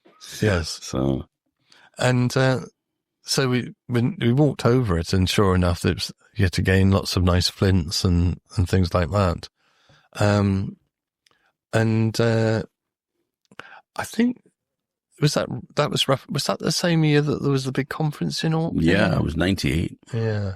And because you actually told me to, where should we dig? I mean, you knew where to dig, but you were saying, well, you're the Arcadian, so where would you put a trench? And I went, well, there, obviously, because it was like, the vegetation on it was about half an inch high and everything else was about a foot. So it's like, well, that's shallow soil. And as soon as you put a spade in the ground, you struck a stone. Yeah, that was again quite an interesting thing, wasn't it? Because as soon as we deturfed, you could see there was a large Neolithic house just completely full of rubble. And so that was a very easy, or that bit of it it later turned to be quite complicated, but that part of the site was really easy to do because it was just full of rubble. It wasn't nice layers.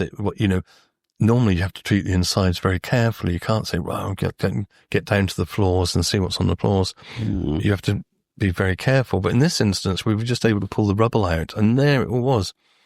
And one of the things which I paid so little attention, I can't understand why. I don't know if you remember. And maybe it was you pointed out to, I can't remember, but there seemed to be red clay.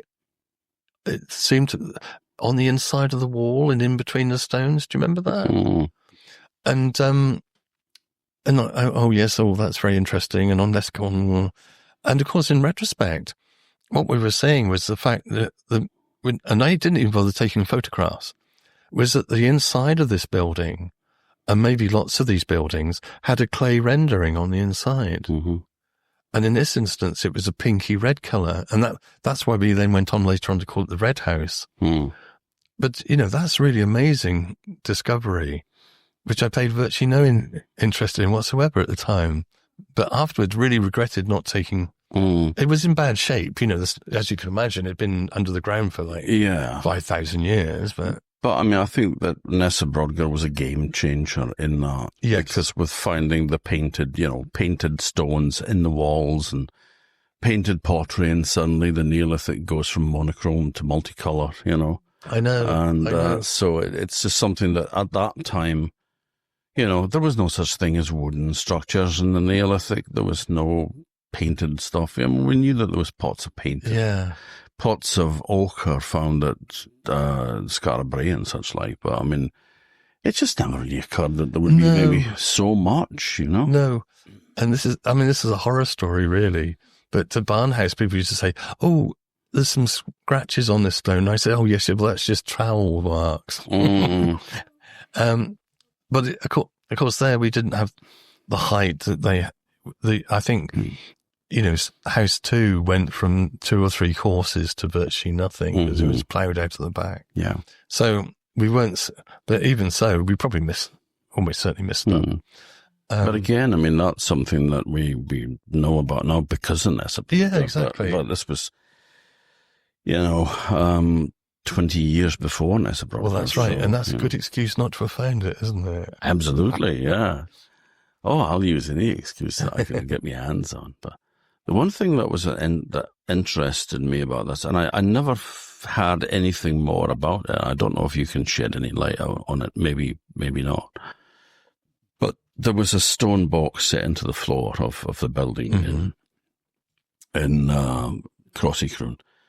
And now, we find these in Scarabray and such like, and there's lots of theories as to what they are, if they were for, soaking limpets, for using for bait or whatever, and keeping shellfish alive in or whatever.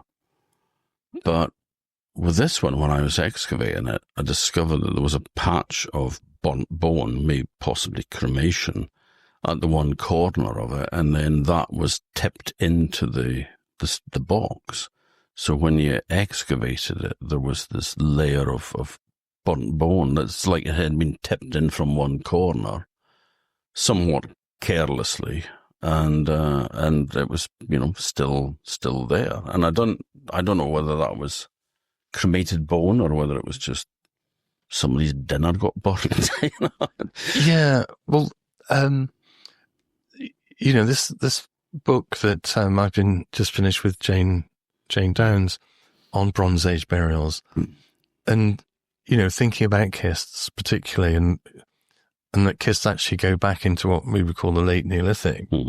There's actually one in the bottom of the Quantinus tomb, for instance.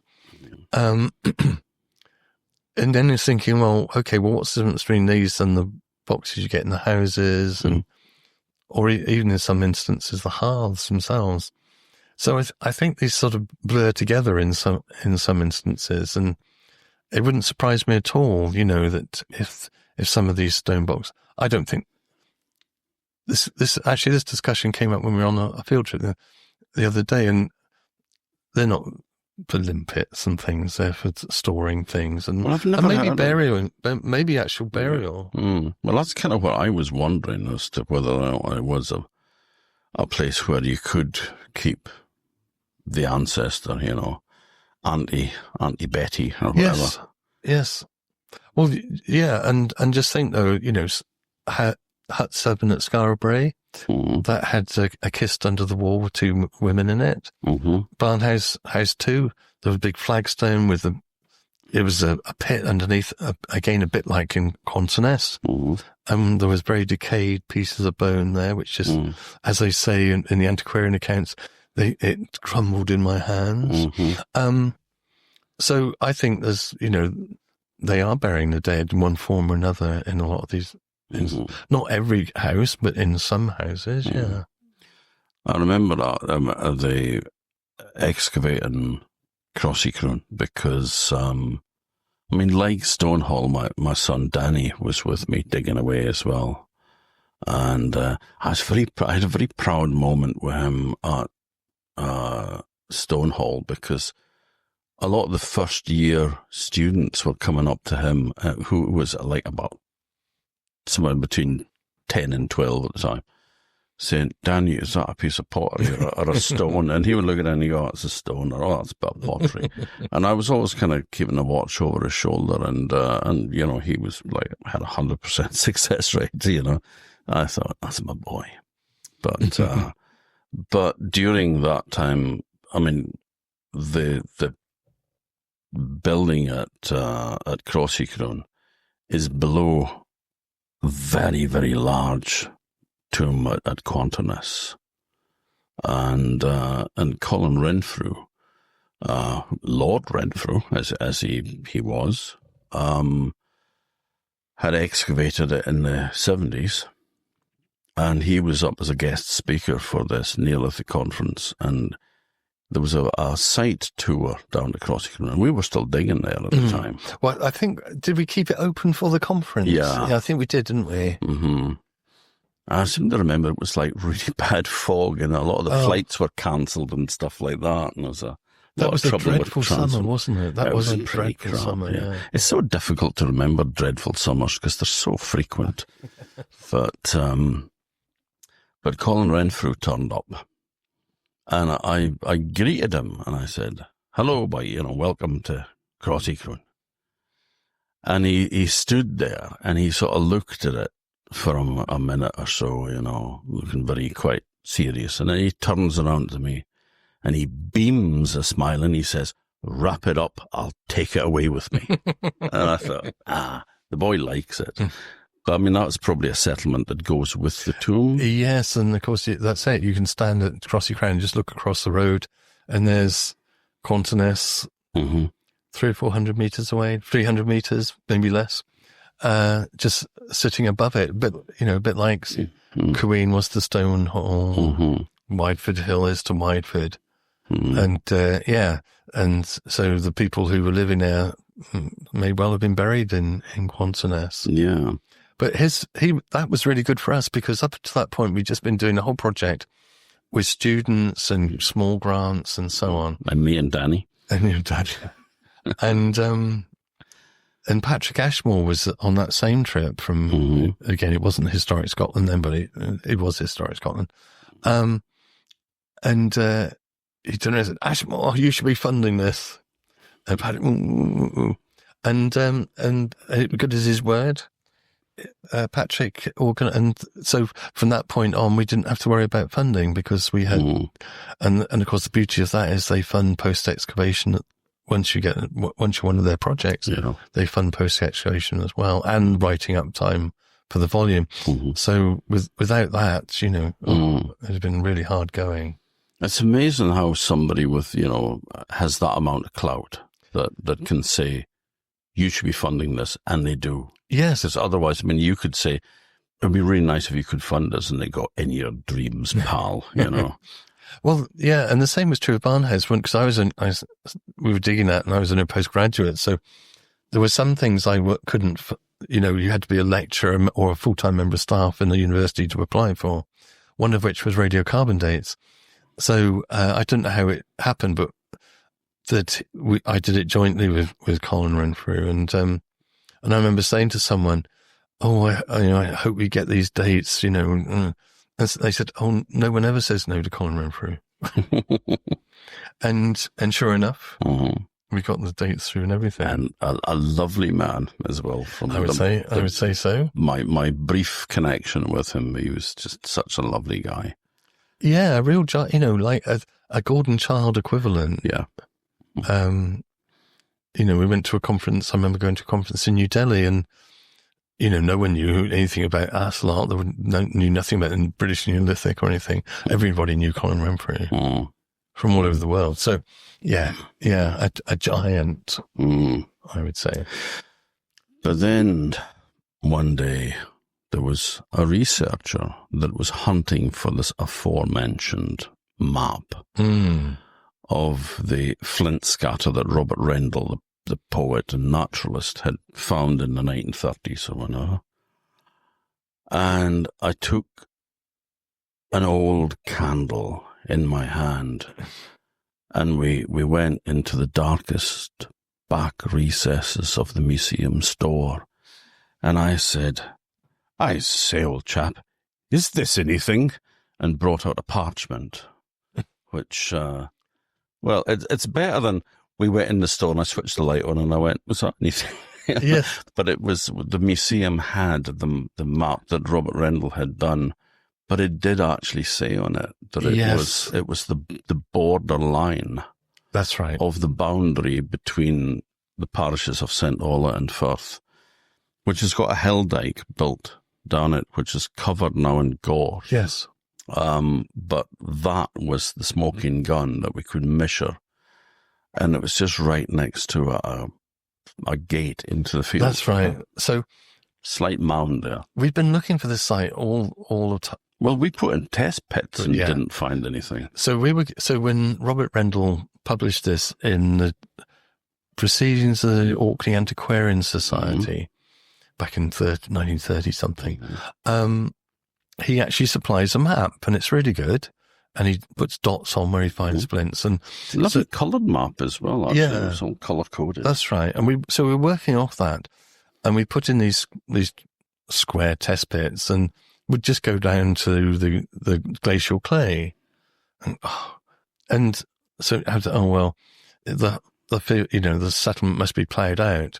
The strange thing was there was no stone in the soil, which seemed even more curious. Anyway, it was actually the last day of the project.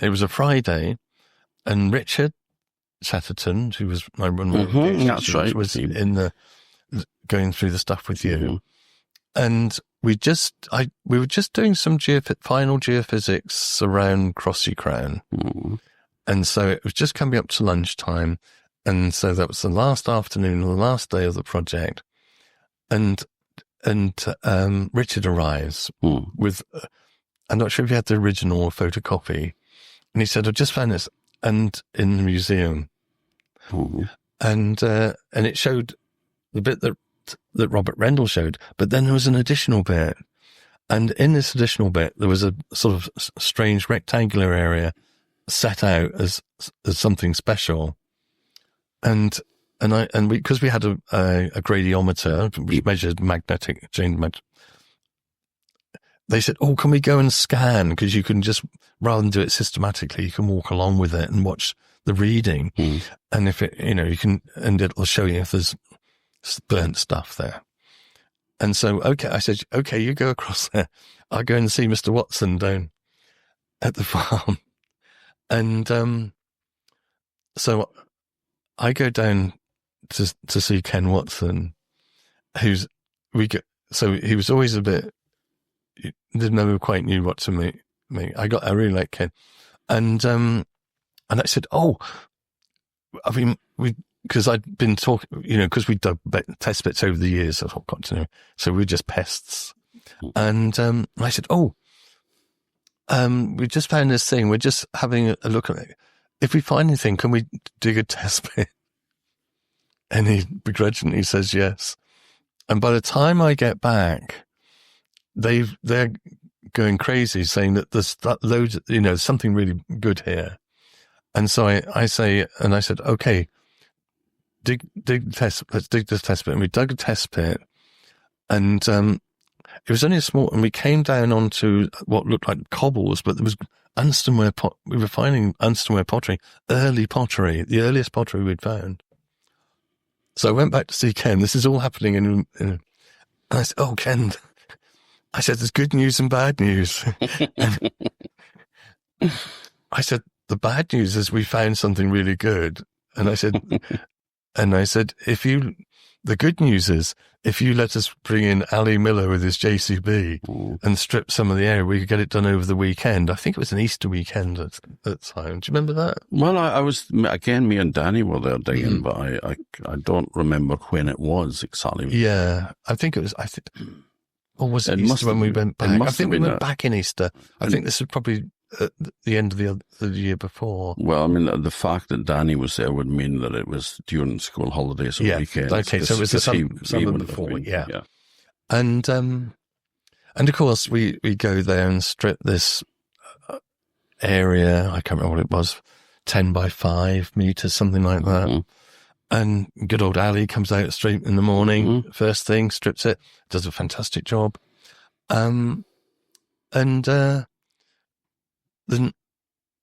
The night before, is that right? Oh yes, I think the night before we were staying in Finnstown, and we had a wish list of things what would you like to find? Oh, I'd like to find a polished stone axe. Oh, I'd like to find a lovely piece of Unstoneware. I'd like to find arrowheads, all the sorts. And within an hour of excavating, everybody had found what they wanted to find. But what made it curious was that we were down on an area of packed cobbles. So it was quite an unusual thing. And in amongst these cobbles were all these tools and things. So it looked like a work area. Mm-hmm. And I was talking about this the other day, and I couldn't remember whether it was me or whether it was someone else, was leaning down troweling and fell into a hole in the ground. And what can that possibly be? How can you get a hole, a void in the ground? And looking in it and digging it out, and it was like a deep, sort of narrow pit. And how curious is that? And how could that happen? Because everything fills with soil, and then slowly because the last thing we ever expected to find in Orkney were timber houses. Mm-hmm. And think, oh my goodness, that must have had a piece of wood in. There must have been something organic in that, which had decayed, leaving a void, because it was sealed with sort of clay floors, and that, we have to come back. And coming back the next Easter and finding three timber buildings, and that made a lot of sense in retrospect, because we'd been digging these little pits across the field where all the spread of material was, and looking for stone buildings or midden material. And probably right the way across that field are lots of timber buildings, because all that you get is, you wouldn't even see that, you wouldn't even see them.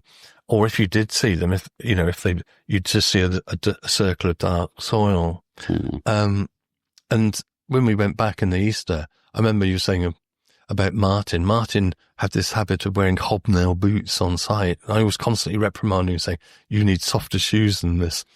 And he'd be walking across the site and he'd fall into one of these holes. So it was really exciting. And in one which was really exceptional luck, they built a stone house directly on top of a timber house and reused the fireplace. So we were able to establish that the timber buildings ran straight into the stone buildings, because the timber building must have been visible and so on when they built the stone building. Otherwise, they wouldn't have known where the fireplace and so on was. And so now we know that what we always thought was an early Neolithic or an early Orcadian Neolithic of stone houses is an early Neolithic timber houses up until about 3,300, when they'd suddenly start building stone houses, and the stone houses they build resemble their tombs. So that's even more fascinating, isn't it? Because there was always that house of the living and house of the dead thing, but it looks like they weren't building a house for the dead, they were building a tomb for the living. Exactly. And so that kind of makes you think, ancestors and ancestry must be really important if they're building their houses in the same design as they are their tombs. But Wideford Hill had been plowed. There was hardly anything left of it. It had been plowed so many times. That field had been plowed so many times in a very exposed sort of position. We were so lucky to, and if Richard hadn't, and you hadn't found that in the museum, we would never have done it. And of course, subsequently, timber building, they found Antonia Thomas and Dan Lee found timber buildings at Tarbreck on Wyre. They now found a big timber building at the Ness. It's becoming commonplace. And you found more as well at Smerquai, which is not that far, really. That's right. From Wideford Hill. Sorry. And a site I always wondered about called Deepdale, which is just down that sort of near the Stromness side of the Loch of Stennis, I remember finding that through field walking. It had lovely early flints, but was dead level. There was no mound, there was no trace of midden, there was no burnt soil or anything, and could never figure that out. But of course now, a pound to a penny, there's a big timber settlement there. So, so there's an instance where you'd never have thought that. No. And these posts were big. It wasn't just little tiny trees which were growing on Orkney at that time. There was quite large timbers. Well, I mean, it was always thought that Orkney was reasonably treeless, and then any trees that there were would have been like willow and And rowan and, hazel and such. That's like. right. So small trees. But now they're finding that there was pine and oak even growing here, so the treeless landscape is because of human activity rather than because of the lack of trees, That's right.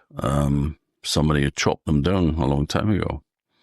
But, the fact that there's been Upper Paleolithic points or arrowheads found in Stronsay and at Nessa Brodgar as well, that's sort of pushing the story of Orkney back to about 13,000 years ago, which is at the end of the Ice Age. Yeah. Which would have been probably people that were more explorers than settlers. They would have been passing through, and they would have been nomadic anyway. Yes, that's right. That's right. But it's just that, the fact that we had all these things that were all nice and comfortable, we knew it all, and then it turns out that all that is wrong. Yeah. You have to rethink. It's fun, isn't it, doing that? Finding that. But it's amazing, how long it took us to work out these were post holes. If you'd found them, say, something like that down in Wessex, you'd instantly know what they were. Mm-hmm. But because they appeared in Orkney where there shouldn't be any. Yeah.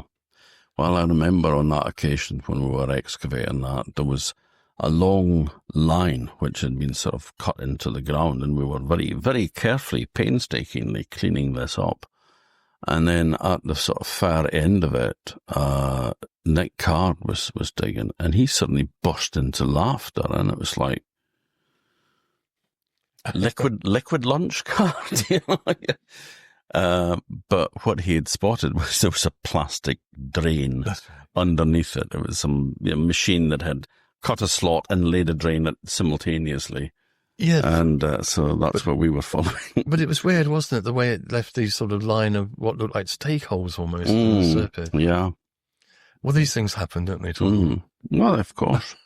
But the post holes were absolutely, there was ones that had stones over the top as well. Yeah, they had packing and everything. They were really quite good. They were quite, there was no doubt in them because they were exactly what you would expect a stone to hold. And early Neolithic pottery underneath. Yes, well, so there was circular ones. So you had a big sort of hearth in the centre and then a circle of timbers around the outside. And, of course, they're very similar to Mesolithic. So the Mesolithic's hunter-gatherer period, just before the Neolithic. And Richard, who was the chap who'd found the map with you in the museum, he was extraordinarily happy. And Caroline Wickham-Jones also was very happy. And so I said well, Richard, you can excavate the hearth in the centre. Oh, he's so very excited. But then he came back, only 10 minutes later, miserable, because he'd found in the hearth a piece of Unstoneware, which was definitely Neolithic. So these weren't Mesolithic. These were early Neolithic circular houses. Yeah, quite an extraordinary find, I would say. And by complete accident. Yeah. As many of them or are. Not, as you pointed the way with your candle. Yes. Yeah, I remember him saying, "Can you see anything, Muir?" And I said, "Wonderful things," clutching my piece of parchment. And you were right, as it turns out.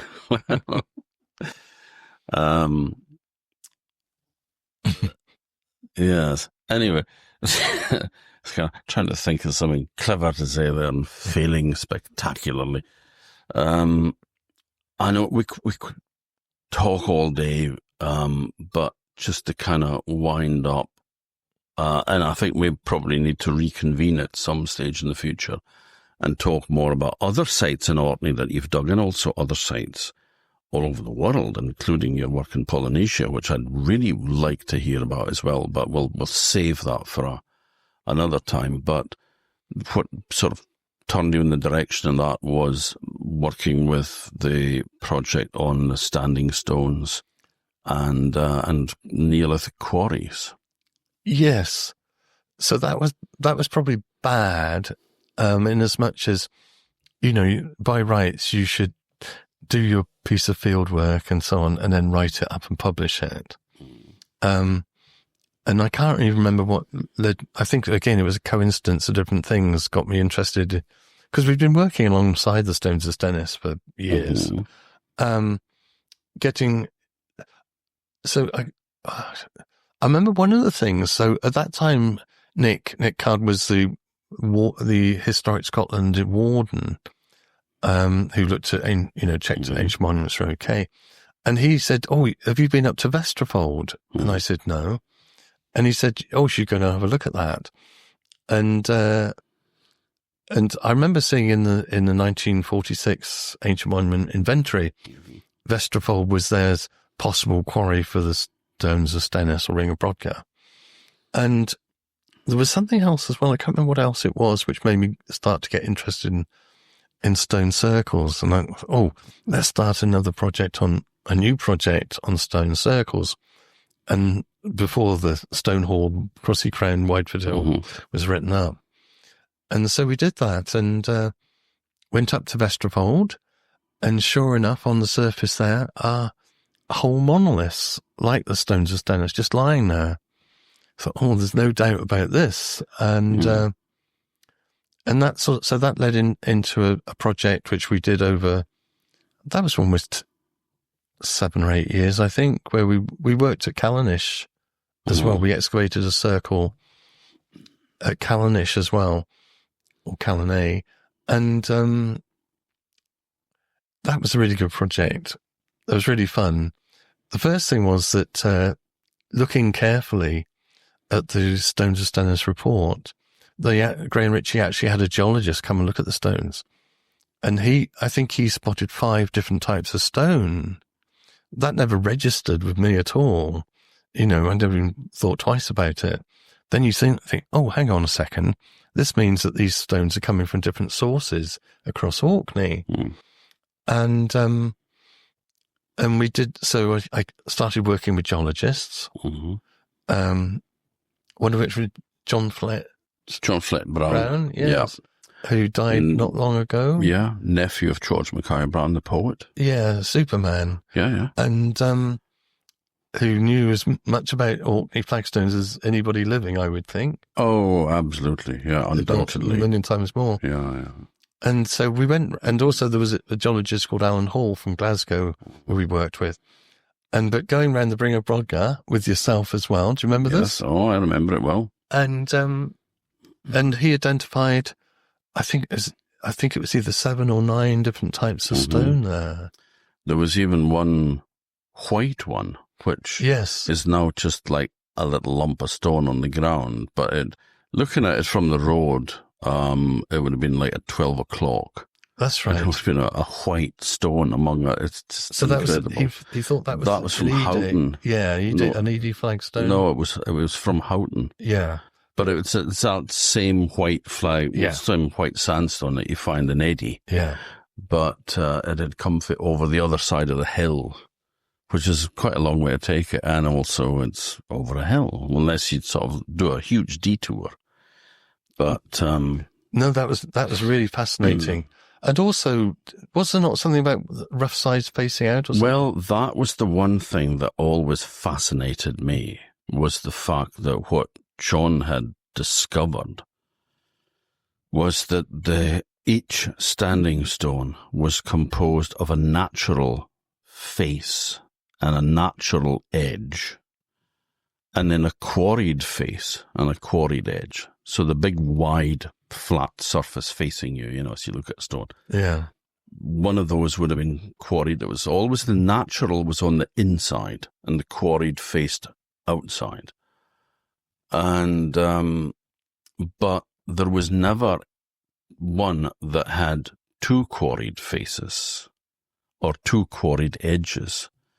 So they were taking one stone from an outcrop of rock on the hillside, and they might take another one next to it, but they wouldn't take one from below it, or they wouldn't go further in and take another one from further into the hillside.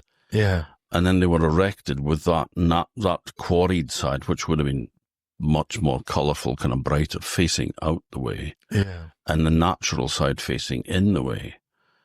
And that kind of blew my mind. I thought, that's incredible. There was one stone that didn't follow that pattern, but that whole series of stone set had all fallen and been re-erected in the early 20th century, that sort of 1906 probably period where they were setting up the stones. Well, the one that had been deliberately pulled down in 1814 at Stones of Stennis. So the fact is they may have just got it the wrong way around, but everyone else was followed that pattern. It's a shame, isn't it? It's a shame that we didn't know what the original Brodgar looked. And so that led us to searching for quarries. And I think, well, certainly Vesterfold was a definite one. And there's Vesterfold, Stennis and Brodgar. I mean, it was all just huge standing stones. Well, 2 huge standing stones lying on the surface, but wedged up, propped up on stones underneath. So one of our first excavations was at Vesterfold. And that was with Stanley Garson's land. And that was extraordinary because, yes, we'd find that the stone had actually been... So we could see exactly how they moved them around. They quarried them out of the outcrop and they dragged them down slope at an angle. They dug a pit where they put 2 stone trestles, dragged the stone onto the 2 trestles, and they'd have been able to put a wooden sled or rollers underneath, and off it went. But for some reason, this had fallen back off the trestle, hadn't it? And it was still, and some of the stones were trapped under, so it told us exactly what had happened. But for some reason, they'd never tried to, it was obviously something of ill omen. Well, possibly. They may have thought, inauspicious. Yeah, it was like it didn't want to move, so so they left it for us to find, and that was great. It wasn't a very big trench.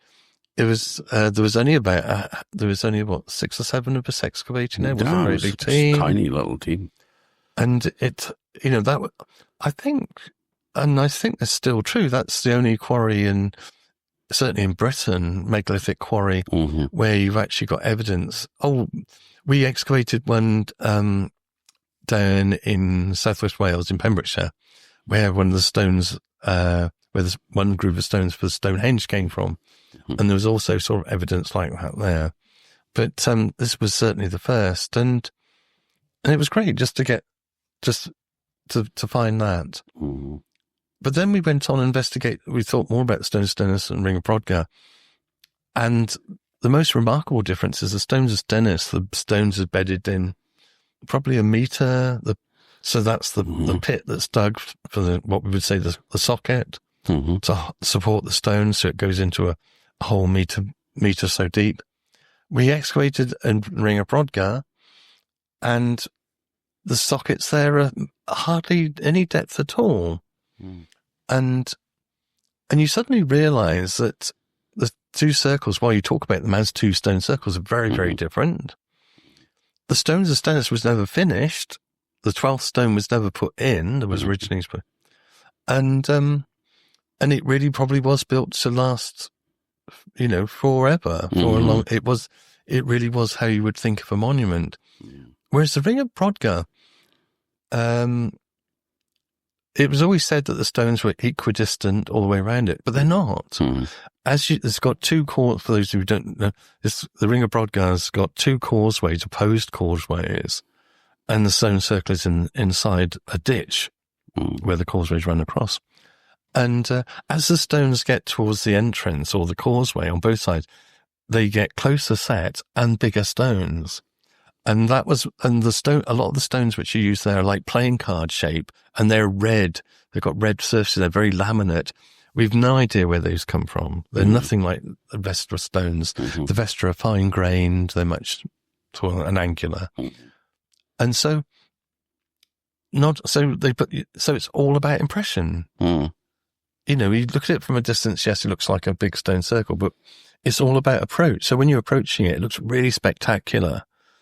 As the stones are bigger and closer set, but as it goes around, they become smaller, and then again, as you come round to the other causeway, the same. Mm-hmm. So that, you think, oh, that's built, and they're set in really shallow sockets. So it's not like they thought, oh, we want this monument to last forever.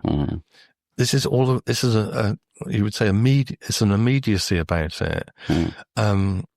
And so a friend Leslie McFadden, who talks about quick architecture, or we talk about more expedient architecture. And the Ring of Brodgar is literally built like that. It clearly was no intention for it to last forever. It just was someone creating something which looked very impressive, but really had no substance to it. Unlike the ditch. Which was later, wasn't it? Well, you just can't say, really. I'm inclined to think it might have been, but there's no way of really telling that. But that was really deep. We excavated that, and it's constructed from a series of large, like sausages or pits.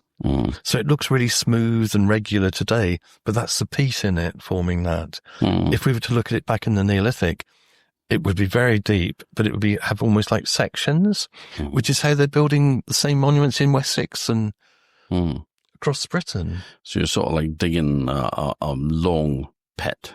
Yeah. And then digging another long pit next to it, and then breaking through from the one into the other, so that it does look like that kind of links of sausages rather than like smooth, continuous surface. Yeah. And so we wanted to dig a section through the ditch at Brodgar to get some dating material. Colin Richards had done the same. He'd done a trench into the north and a trench in the south and found nothing. Well, he didn't get to the bottom of the one. And he didn't. He didn't. In fact, there was several. Because it was waterlogged, I should. That's right. So he was digging at the Ring of Brodgar when Graham Ritchie was digging at the Stones of Stennis, and they shared a pump. And of course, that was great because that made me think about, actually, they're not necessarily ditches; they're more like water. They fill with water. So we've got islands in it's islands. Like a moat. Exactly. So we wanted to. So he failed singularly to find any dating material. So we tried to get permission to dig at a terminal from Historic Scotland, or what they were then. No, you can't do that. It's going to be the one place that you're going to find anything. I know. That terminal. I know. Where you've and got I said, a causeway across, and you're chucking stuff over the side. And he said, if you dug there was an inspector then. If you dug a terminal, that's 25% of it gone. And I said, yes, but we would maybe be able to date the monument. You can't do that. I said, what about if we did a half a section? So that's an eighth. No. So what can we do? You can reopen Colin Renfrew's trenches. I said, well, you didn't find anything. We'll let you expand a metre. Well, actually, you would have to, because there's a photograph of somebody standing in the trench where I worked with you in the ditch, and it's about a metre wide, and it's, like 2 meters or 3, 2.5 meters deep, and this guy's standing in it, and it's just like, ready to cave. It's like an open grave. Yes. And waiting to fall in on top of this poor sod. Well, health and safety wasn't what it was now. Mr. Health and Mr. Safety had not been introduced at that time. And we were lucky, though, because on the north side, where Colin Renfrew is forced to stop, because, as you say, of waterlogging, in the report, he's got the trench 2 meters wide. But when we so Historic Scotland, as they were, allowed us to do another metre. But when we opened it up, we found that Renfrew's trench was only a metre wide. So we got 2 extra metres. And so what help did that give us? Well, it gave, in terms of dating, none. We found nothing, except we found a massive hammerstone on the base of the ditch where they'd pounded through. But we had a wide enough trench to see, you could see the sort of the pit-like construction of the ditch, which you wouldn't have been able to see if you just had a metre. So that was good. And we did, they did what's it called? I can't remember what it's called now. But it's basically looking at light emission crystal. Mm-hmm. So sort of thermal luminescence or something. But I should know this. Anyway, yes, along those lines. Yeah. And OSL dating, that's what we call it. And that sort of gave it, that put it roughly somewhere in the mid-third millennium. So, I don't know, 2,700, 2,000, but later than the Ring of Brodgar, several hundred years later. Later than the Stone. Sorry, Stone. Yeah. So that was, but it was amazing digging there. I had no idea how deep that ditch was. If you remember. It was an absolute privilege because I would have been the first Orcadian to stand in the bottom of that pit in nearly 5 years. And it was just fascinating. And that was 2008. And that was actually the last time I dug. Is that right? Yeah. Well, we'll have to put you to work then in that case. Well, now that I'm retired, you can do. I've still got my trowel. It's sitting upstairs, ready to go. And it's still got the clay on it from the bottom of the Is that right? ditch in the Ring of Brodgar because I thought, I'm not cleaning that. So, and I remember blue clay in the bottom of it. And yeah, that's right. And exactly like the stuff we found at the bottom of the Mace Howe ditch. And the same as that Graham Ritchie found in the Stones of Stennis. And that bluey grey is because it had water in it. So that was quite nice as well. Mm-hmm. Colin, it's just been absolutely fascinating, and I could carry on talking all night, but I think we've put you through enough. But maybe sometime later, you'd come back and we could have a chat as well about your work in Polynesia and as well as Callanish and Stonehenge and places like that. And you've worked as well, and get a bit more understanding of Colin Richards, the man, and his career. Goodness me, because this could be my undoing. I think it would be an absolute triumph. I think it would be a feather in your cap, actually. I mean, it's not everybody that gets invited on to Hour with the Moon, you know. So you are quite honoured. But the honour has been ours. It's been absolutely fascinating. And it just reminds me as well of how much I love archaeology and actually how much I miss it. So maybe I should dust off the trowel and head down, bum up. That's true. Yeah. And it's just great fun, isn't it? It's just great fun. And as we said earlier, you think you get to know, you think you know what's going on, and then you don't.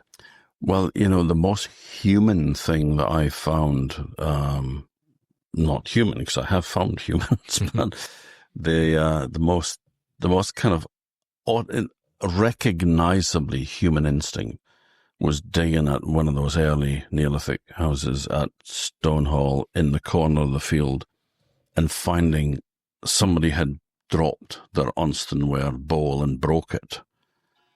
And they had picked up the big piece and they had picked up the smaller pieces and put it inside the big piece and then chucked it out around the back of the house.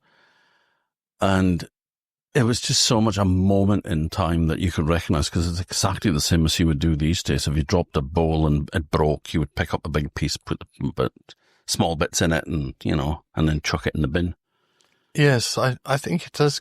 You know, you do get those moments, don't you? And I remember a similar sort of thing with the house on the knoll at Stonehall, as it turns out, where you could see that the effort they'd gone into to keep it up. You know, building sort of these buttresses against the outside wall, where it was clearly, you know, structurally unsound and starting to slip down the slope. And they'd actually put a buttress there. And that's the sort of, we can all relate to that, can't we? Yeah. Well, houses, when you see cracks in the wall. In the old Scottish term were chalk Thompson's bairns. Goodness. So, you know, we all have a common ancestor. Yeah. And these people are just the same as us. They want somewhere somewhere warm and safe to live and raise a family. And their aspirations were really no different from ours these days. Yes.